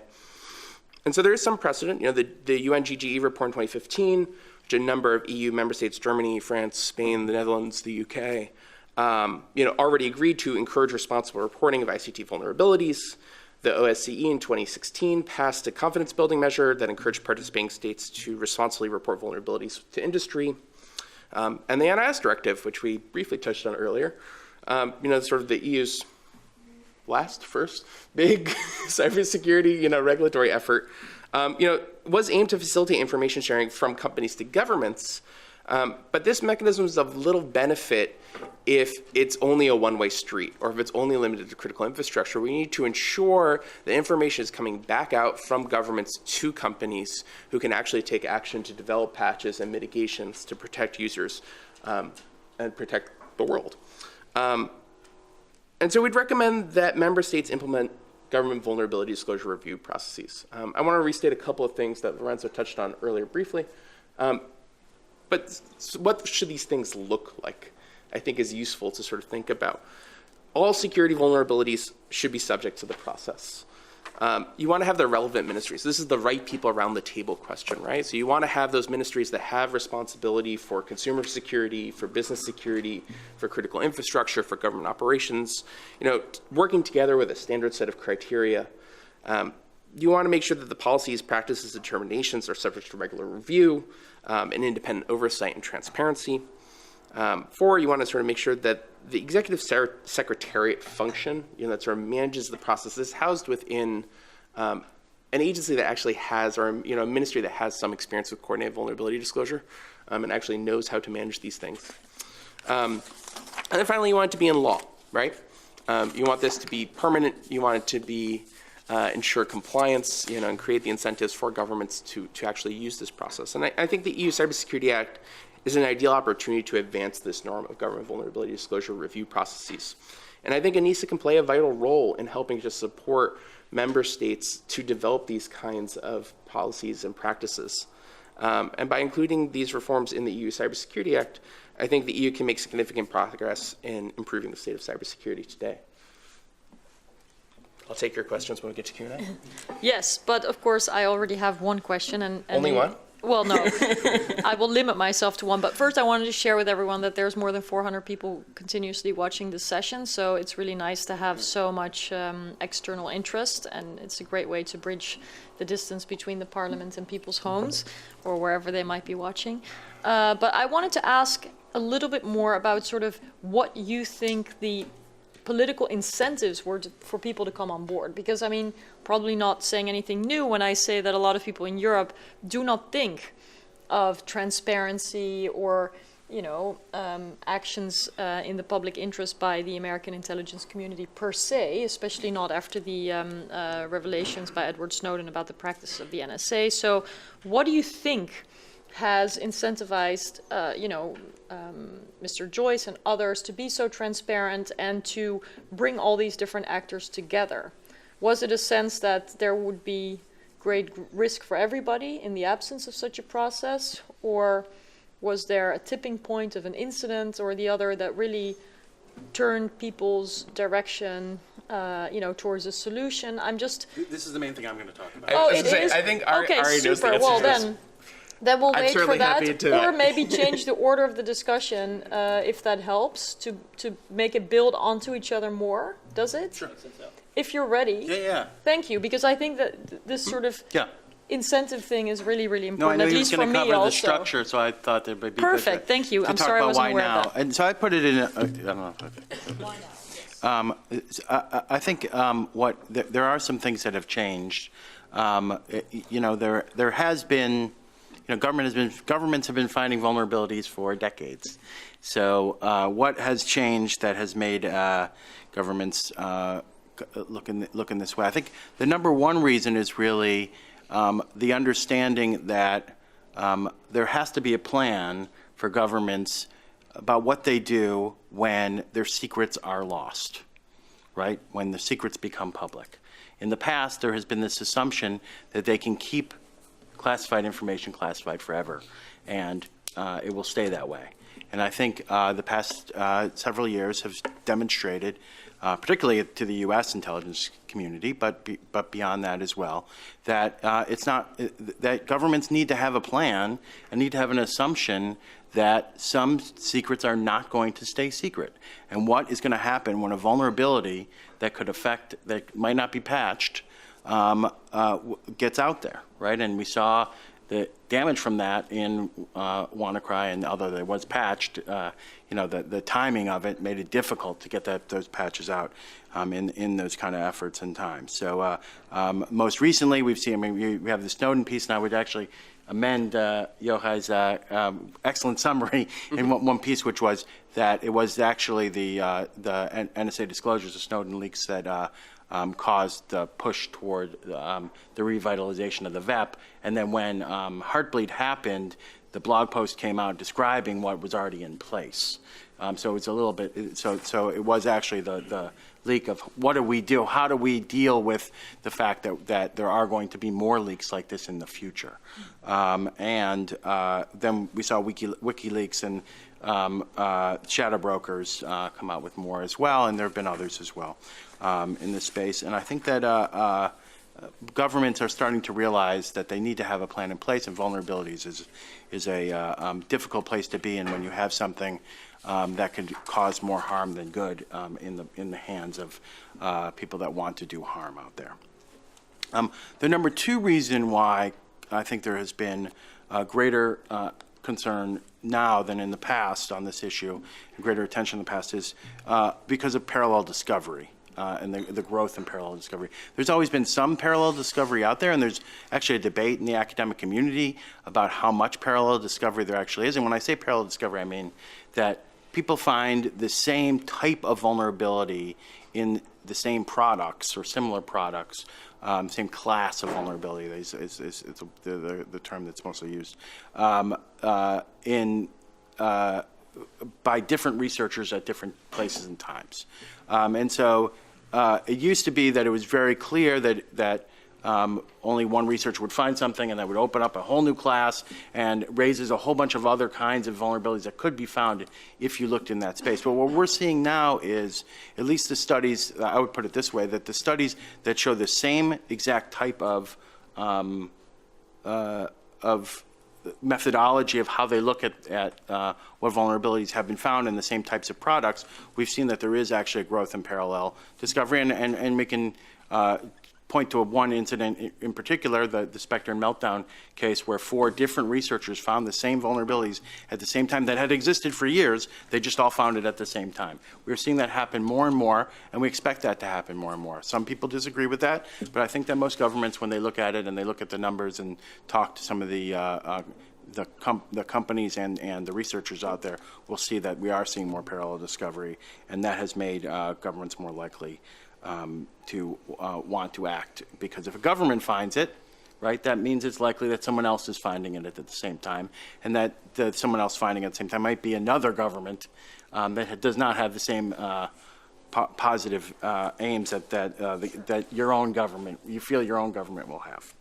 And then the third area is, I just think a good government, what we consider to be a good government effort, the right thing to do. And when I say the right thing to do, I mean, there is obviously a moral and ethical piece of that. I think that probably has always been there, though.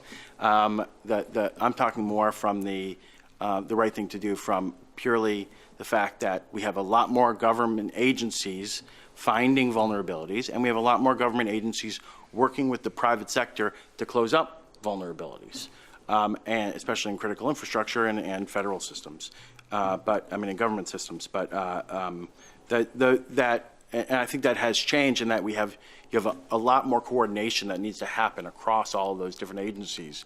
Before, you could keep one agency could have its own vulnerability disclosure effort, and that would be enough. But now you need to coordinate it across an entire government, working with the offensive and defensive sides of the House, as it were, on these issues, and coming up with ways to address this issue, and doing that kind of balance that Jochai was talking about in this space. I think that the idea of this is not to say that while I do think there should be a predilection, a leaning toward sharing vulnerabilities. This is not to say that all vulnerabilities will always be shared. There is that balance that Jochai said, and getting to that right balance in place is the good government thing to do. But I also think that transparency around the process, having it written out, a written process that the public can know the basics of, the general questions that are being asked, doesn't have to be going to great detail in that regard, but at a high level. And then the aggregate numbers of how many vulnerabilities are being found and how they're being shared, not the individual ones, but in the aggregate. And then how long it took the agency to disclose it, how long they held on to it for. I think that written process, that transparency, is something that is in the public interest, and it's also something that it makes sure that you're not duplicating efforts, you're not ruining law enforcement investigation, you're not ruining a national, you're not putting national security at risk unnecessarily in either the offensive or defensive sense of that. So I think it's key to getting that kind of good government from what we know today. So I think that, you can come up with a bunch of other reasons as well, but just the main focus on cybersecurity, et cetera. But those are the three that I think have really focused major attention on this in the governments I've spoke to. Also, I didn't get a chance to say, Marietje, thank you for having me here, and thank you for being a leader in the space. I appreciate it. Thank you very much. It's really interesting context also about the sort of political dynamics and, you know, incentives across a very diverse set of actors that governments often are, right? And it's something that is often forgotten. And I think it's good to realize when we're trying to make change that it often requires quite significant coordination internally before you can sort of have government-wide policy. So it's fascinating. I hope we can come back to some of those questions, because I was also wondering from a practical point of view whether this notion of vulnerabilities being discovered in roughly the same moment, whether that also has to do with the fact that, or whether it relates to the fact that oftentimes elements of code are copied and used in multiple places, so that if a vulnerability is found in one place, it may also sort of trickle through in similar applications of the code in other areas. So I think that is to some extent that you see a lot more copying of code today than you used to in the past. But it's also, I think, it goes beyond that too, because you can't really point to that inspector meltdown. Mm-hmm. And I have spoken to people that have worked with those all the different teams in that, thinking that perhaps it had something to do with the fact that people saw some changes in the code base that was going out there, and but the researchers that work on it say that wasn't it at all. They just came to it so totally it's just independently. Sort of the frontier of knowledge, I guess, right? Yes, that is yes, being reached, yeah. and then interestingly, because this morning or whenever it was, yesterday or this morning, there was a report in the news that actually now an Israeli company has managed to hack the iPhone for relatively little money. So I guess that also ups the concerns or, you know, risks in many different ways. So this evolving field. Yes, I also, I mean, if we can get to it later, one thing that's important, based on something that Jochai was talking about, was this idea of the FBI keeping that code mm-hmm. in the case of the iPhone breach from in the past. I think it's important to note there that the FBI didn't actually get the vulnerability, right? They hired them as a service. So what does that mean? And I think that's important to say, is because that you have to put that into the context of how you do a vulnerability disclosure process.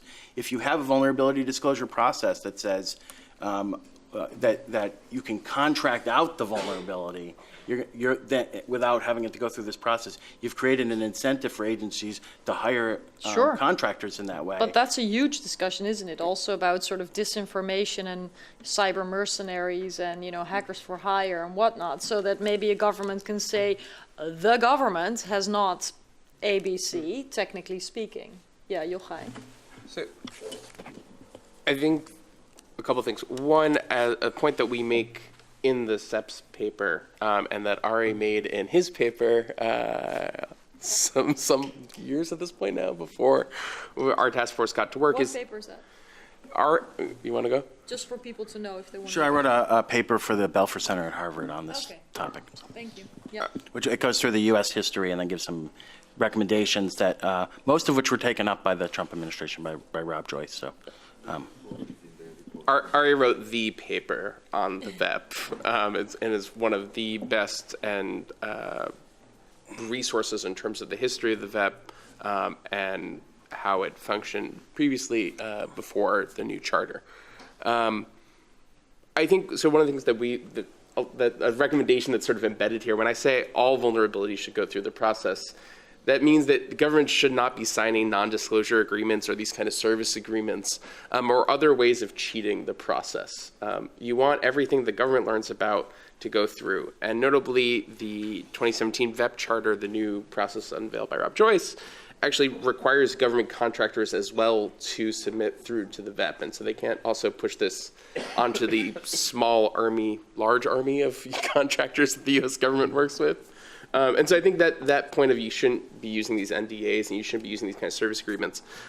One point on the San Bernardino iPhone vulnerabilities, there was a letter that was sent to state and local law enforcement saying that vulnerability would be made available to our friends at the state and local level, you know, to the extent possible. And so this how much the FBI knows is classified as far as I know.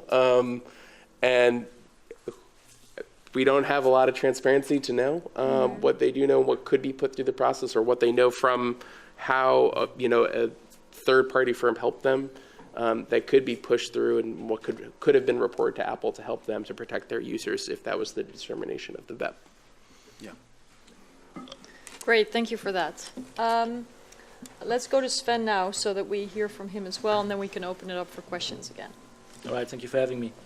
I actually want to mention two aspects. The first aspect is if and how Germany is trying to be a good government, how Ari phrased it. And the second aspect is how we are currently in our working group developing a best practice model for vulnerability or government vulnerability disclosure. Early last year, Germany set up a new agency which is called the Central Authority for Information Technology in the Security Domain, or short CEPS, the German abbreviation for that, which is basically tasked with acquiring vulnerabilities, hacking tools, developing hacking tools, and providing training to other government agencies so that they can conduct government hacking.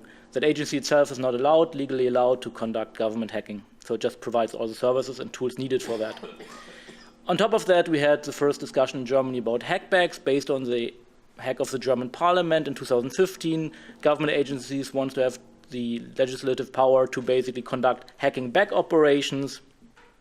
And we also saw in June last year an extension of the legal framework of how government agencies are allowed to conduct government hacking in order to survey targets in Germany. All of that basically feeds back to the point of that we have to have a discussion about vulnerabilities. So in September last year, we had the first mentioning that the German government, meaning in this case the Minister of Interior, is leading a process of developing a government vulnerability disclosure process, but it also coincides with the German elections, which, as many of you might know, have not been really concluded by now. We still don't have a new government. Maybe this Sunday we'll decide that we have a new government, but as of now we don't have, and that's why we also most likely haven't seen much progress on that issue. So the Ministry of Interior has extended its hand in asking for assistance in developing such a government vulnerability disclosure framework, also to us as a civil society organization, also to others. But we haven't heard anything anymore in the last couple of months. We are waiting for the new government to form, and then we hope we can push forward together. So right now we're quite positive that we will be able to kind of support the German government developing this framework. Second aspect is, what are we doing? So it was mentioned before, we're currently having a cybersecurity expert network, almost 100 cybersecurity experts from the US, Germany, and other EU states. 40 of those, including most of the institutions and individuals here on the panel, are part of that network or of that working group. And that working group is basically trying to develop a best practice model based on what we learned from the vulnerability equities process, based on the year-long discussions about the web, and what suggestions have been made in the cybersecurity scene in the United States. As it was mentioned before, that issue is not binary. It's not about we are disclosing or we are retaining vulnerabilities and then using them for our law enforcement and intelligence agencies. It's a very it can be, if you want it to be, a very complicated process. So what I've brought with me right now is our very first early draft, which you can't read, of course, not because I don't want you to read it, of the general framework of, on the top you see the vulnerability being acquired, either passively or actively, and on the bottom you see the coordinated vulnerability disclosure process, and in between you basically have the government vulnerability disclosure process. And only one of those boxes contains everything that Jochai just mentioned about what we know about the American vulnerabilities equities process. So all the other boxes there are basically extra. And if you look into that one box, and we heard it already, it's not like there's just different stakeholders that sit together on a table and they're discussing should we disclose the vulnerability or not. It contains a large amount of parameters that have to be kept in mind when you want to analyze how that vulnerability is being put up for retention, mitigation, or disclosure. one point was, how critical is that vulnerability? But then even that aspect doesn't cover it. You don't say, okay, my agency thinks that it's a critical vulnerability, we should disclose it, and the other agency doesn't think so. You go even further into there, you say, why is it critical? Can it be, for example, remotely exploited? So, or do you have to be physical, do you have to have physical access to the device in order to exploit that vulnerability? It makes a huge difference. Or is that vulnerability alone enough to exploit it and then gain, for example, access to a device? Or do you need to chain it with other vulnerabilities? So if you put all these things together, the level of complexity increases. So right now we're working through it, and the first draft will be made available to our working group this week, later this week, Ari, I promise. And I just had some minutes to basically look through the recommendations that were made here in the paper, in the CEPS paper for the GVD. And I'm quite happy that we have considered all of them and even beyond that. But two aspects I would like to point out which are not or somehow differently mentioned in those recommendations and which are crucial to the debate and which might also have a different kind of meaning when it's framed in the US debate or in the German or EU debate. One is, of course, it's the first point, is all security vulnerabilities should be subject to that process. Well, I tend to agree. However, just imagine you're a company submitting a vulnerability to the National Cybersecurity Agency, for example, in Germany. So you expect that agency basically to mitigate it, maybe to help them disclose it to others. But basically, if you're a company or if you're a security researcher disclosing it to the National Cybersecurity Agency, you hope that it will be fixed. So if you look at that process right now, it would mean that that vulnerability might go through the process, which means that also the intelligence and security agencies will get information about that vulnerability. And as a security researcher, of course, that's not what you want. So we have to see how we integrate the National Cybersecurity Agency. When back in the day, the NSA still had this information assurance division. Of course, that's a bit a different story. But when we look at the German setting, where the cybersecurity agency is basically civilian, defensive, and mostly independent from the other security and intelligence agencies, then you have to ask the question if that structure would work, or if you have to adapt the structure in a certain different way. And the second point I would like to mention is safeguarding vulnerabilities. It was already mentioned. I mean, if even the most powerful or one of the most powerful intelligence agencies in the world is not able to safeguard its vulnerabilities, can we do that? Like, we can mean some EU state or Germany.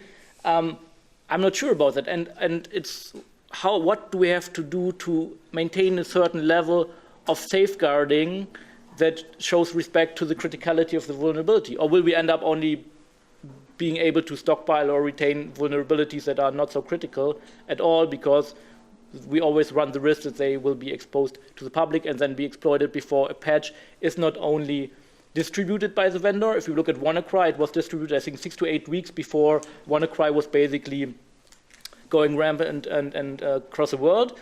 But also, the patch is being implemented in the companies. And sometimes we have the discussion about, why the companies, it's their fault when Microsoft already issued the patch like 6 to 8 weeks ago, and they had time to do that, and, well, they didn't do that, so it's their own fault. But if you look at highly complex environments in big companies and big government agencies running a variety of systems, it's not so easy to patch the system. It takes time. You have to test systems, then you can patch them. You don't want to brick them. If ain't broken, don't fix it. The old mantra. So all of that leads to the point where we have to have a very nuanced discussion also of how do we safeguard those vulnerabilities. And that's my take so far. Thank you. Thank you very much. Let me kick off with a brief question, then look around again for questions among you. In various remarks of speakers, I've heard, let's not reinvent the wheel. There's no one size fits all. It would be good if member states start with the process, but then it would also be good to have EU level, at least coordination, sharing of information. So why not have one EU standard if we're trying to build a digital single market? I'm good with that. We actually face the same problem because we have a transatlantic working group. So when we were saying, okay, let's try to work on the vulnerability equities process or the government vulnerability disclosure process, let's make legal suggestions. And then we were like, well, the US system looks totally different than the German system, then looks the British system. So what we are trying to develop is a model which is basically in a way constructed that can be adapted to different member states. Maybe you have to change some nuances, maybe there's different legislative changes that you have to implement, but in the end of the day, you will implement a model, it has to be enshrined into law, and then you can adapt it to a different state. So I wouldn't, one size fits all on a certain meta level can definitely be developed on the EU level. Well, one thing I would say is that Sven mentioned that they have this difficulty with the separation between the defensive side and the offensive side, and I think that's true everywhere. But I think the structure of of how different governments are set up make it a more difficult question about how you set up the structure and how you use it. So I think the goals can be the same everywhere, but one of the things that we recommend is trying to make it so that the agency that actually reaches out to industry to help them fix vulnerabilities, to explain, where it is, that it comes from the same place all the time. You can have an interaction, and it's an agency that can be transparent, right? That it's not part of the intelligence community of that country. However, a lot of times the pure cybersecurity expertise and the expertise in the vulnerabilities is at the intelligence community. So you have to make that balance and make the decision that's right for that country in selecting how that structure is set up. But again, the goals can be the same, and the end product can be the same. But it's just hard to say, oh, you have to have this standard that works the same way for every country when the structures are different. No, that makes sense, except my understanding from the mapping exercise is that there's still great variety between EU member states. And so, perhaps where there's already structures in place, it's hard to change them. But where there's not really processes in place, then I guess building from one standard of best practices would make a lot of sense. It could get us, further ahead in terms of a harmonized system, right? Because for companies, for security researchers, for international cooperation, for perhaps even aspiring to global norms, which is perhaps the next phase, which, I said one can only hope. Yeah, one can indeed only hope, but you have to start. We have to start somewhere. All right, let me look around if there are still questions. It's been a lot of information already, but something a lot of you think about. Yeah, please go ahead. Yes, thank you very much. I'm Afonso Ferreira. I'm Director of Research with the French CNRS and one of the rapporteurs of the task force. So I'm very glad I was part of this effort. It's great, the recommendations. On the other hand, I work in the nexus of legislation, tech, and futures. And I'll take the opportunity that I'm in this house to raise 2 points mainly. So I think that the main thing is that my intuition is that in 5 years' time we will be talking about things that are completely different, because technology will evolve in ways that are very, very different from what we think now. So we have to have a different mindset in different concepts. So first point is about safety and security. So we have already talked about this. Lorenzo mentioned that so this may start killing people. So IoT is a broad term, but if you think about cyber physical systems like medical devices, autonomous cars, water treatment plants, smart grids, industrial control systems, they are all being connected to the internet. And so they are open to hacking, vulnerabilities, and everything that goes with software and hardware. So safety issues driven by vulnerabilities will be central to the digital single market, in my view, because it's about trust and the life, in the digital life we'll be living in 5 to 10 years' time. The second point is the impact of artificial intelligence, that it has not been mentioned here. So it's in the public knowledge that DARPA in the United States has already demonstrated artificial intelligent hackers, so artificial hackers that can find vulnerabilities in real time. So we'd better get prepared to this. So if United States publicly had a challenge on that, and artificial intelligence systems were actually capturing the flag and even patching systems. So imagine what other governments may have under their sleeves as we speak here. So if such countries have armies of hackers developing such cyber weapons, I think that, again, in 5 years' time, we may be having different kind of conversations. So I think that we should actually take this task force results into a different level if you want to be prepared for the future that is coming quicker than we think. Thank you. I'm already sure we have a different conversation in 5 years, but I think your questions about AI and what it already means, or even quantum encryption and the whole sort of next chapter that is upon us is very important. Task force. Yeah, there will be more task force, at least more tasks, that's for sure. Anyone else with questions? Okay, well then maybe I'll ask the second panel to reflect on the question. Yeah, Sven, do you want to go ahead?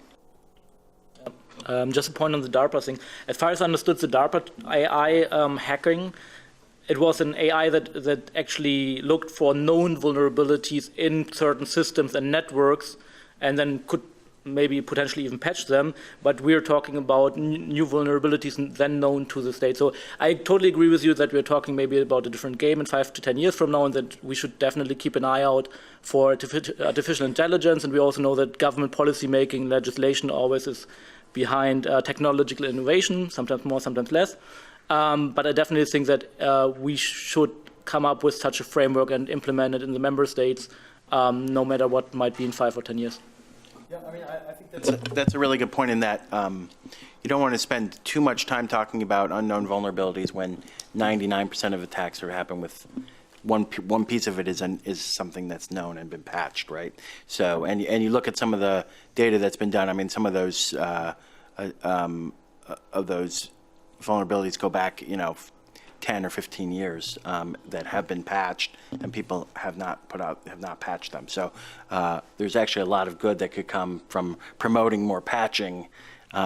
It's a high priority as much as looking at the 0 days. Again, any of the speakers touch upon the sort of geopolitical elements of this. So, the need to establish norms on the one hand, right, and accountability, which is also quite a democratic concept as such, rule of law based mechanisms, versus those countries that don't have this, and what kind of asymmetry might we expect, not only in terms of leadership but also in terms of risk right back into these societies? Because clearly one of the reasons was, as I understood, that tilted the sort of political calculation in the American debate to really, engage, have this web process in place, try to be as transparent as possible, have government come together across different agencies, engage the private sector. So I know this is kind of out of the scope of this discussion, but I'm really interested in the sort of global context and what we might expect, also looking at a country like China that's heavily investing, or at least claiming big ambitions when it comes to AI, when it comes to military capabilities, not necessarily as incentivized to come on board for global norms. I think this is a great question. I mean, it's one of the reasons that we have promoted the idea of making sure that everything is written, right, and as much as you can make written, because from that, if you get a few countries doing that, then you can create the global norm out of it. If it's one agency in different countries doing one thing and they're all doing it slightly differently and it's not written down anywhere, you're never going to get to the point of having a global norm in that context, and you can't put pressure onto countries that may not otherwise change their practices. Yeah. Can I build? Yeah. So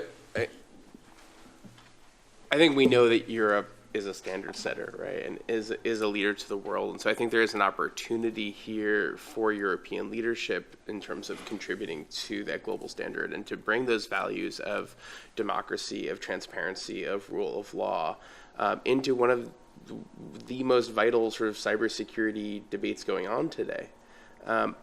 I do think, to your observations about where will the debate be in 5 years, I think dealing with these questions of government vulnerability disclosure review and coordinated vulnerability disclosure, getting those processes in place and locked in provides a very strong foundation for dealing with what's to come, right? We know that, for example, already some member states, we won't name names, but like are using vulnerabilities, right, as part of offensive operations.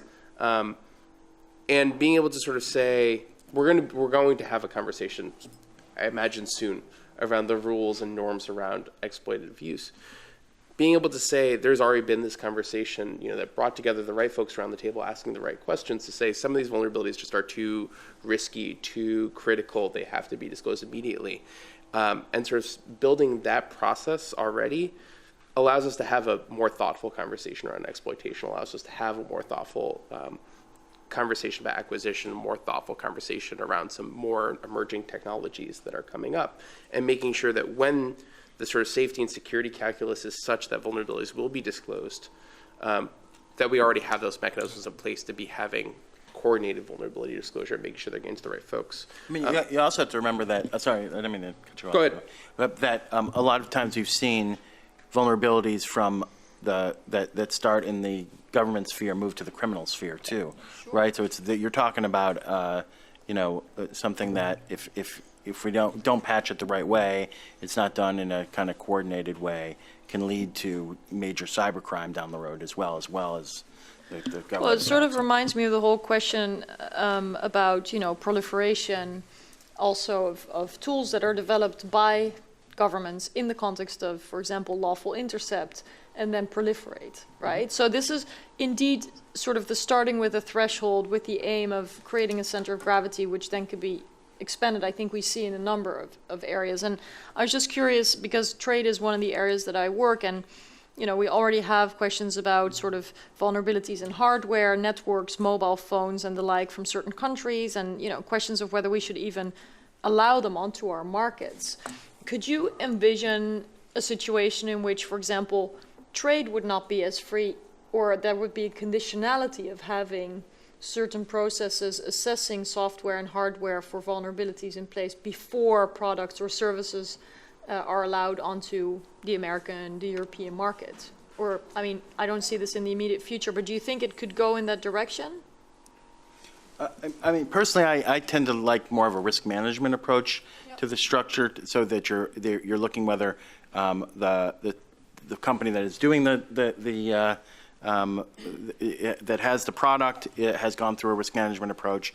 They have a process for finding vulnerabilities.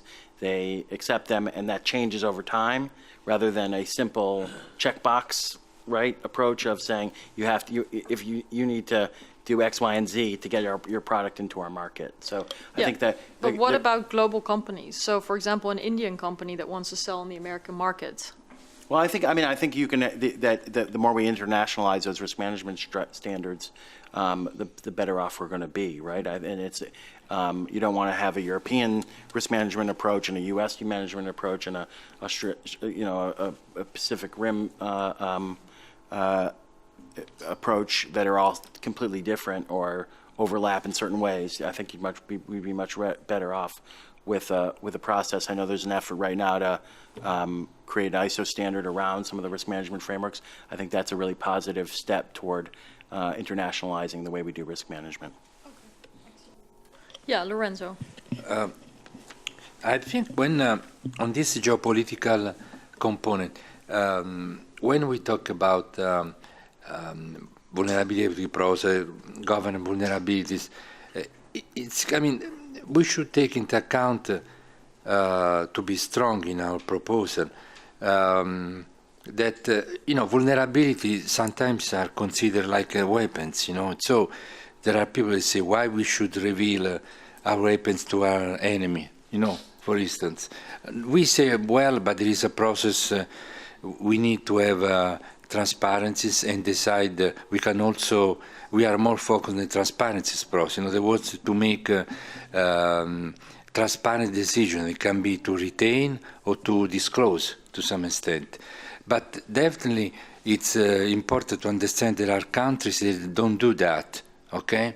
And so I think we should consider that if the issue of transparency is strong enough, you know, to make us moving in this direction. Also considering that, for instance, we are facing this phenomenon now. There are big companies, high tech, that you know, are starting to, you know, like months ago, last year, you know, they were more tougher in not accepting the condition from, like, for instance, the Chinese government to release data and so on. So I think there is something that need to be more looked at carefully, you know, to find out, because I agree with Marietje that we need some type of global norms, but we have to decide, we have to find the best way to reach this consensus, because I think we can have, to some extent, the same problem that we have with the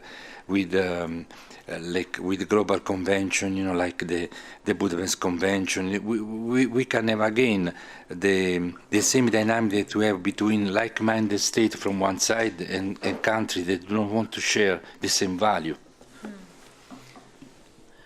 Yeah, I wish we could change that with the task force, but I feel like this is actually a sort of global challenge that trickles into nearly every conversation, and it also, for me at least, as a member of parliament, creates an enormous sense of perspective and urgency, right? Because the standards that we're able to set now, with our economic weight, our political weight, vis-a-vis, you know, the values of open societies, open economies, the open internet, cannot be put in place quickly enough, I would say, because what is at stake is serious, and of course we have to think of the protection of our own citizens, our own internet users, but hopefully by doing so, by leading by example, we can also begin to at least establish that there can be a norm, right? That this doesn't have to be normless, that this doesn't have to be complete anarchy essentially, or survival of the fittest kind of environment.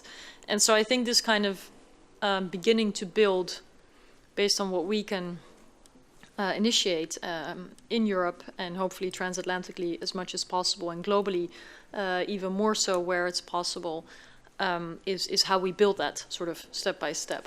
And that's why I would hope for a more coordinated European approach, whereas I understand the legacy of different practices already. I hope that that's where we can go, because on the global context, Europe is not even that big. Even though we're a big economy, we are not that huge.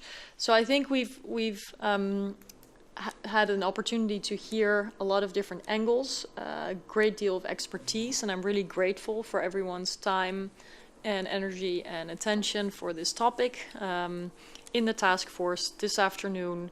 In an ongoing conversation really in how we can best do this. And for me, this has been a very insightful afternoon. I've learned lots of new things, and we can certainly take it on board. I'm also very happy that so many people participated from a distance. This is always encouraging. And I would just like to conclude here and thank everybody, and hope we will all stay in touch and continue this conversation. Thank you so much.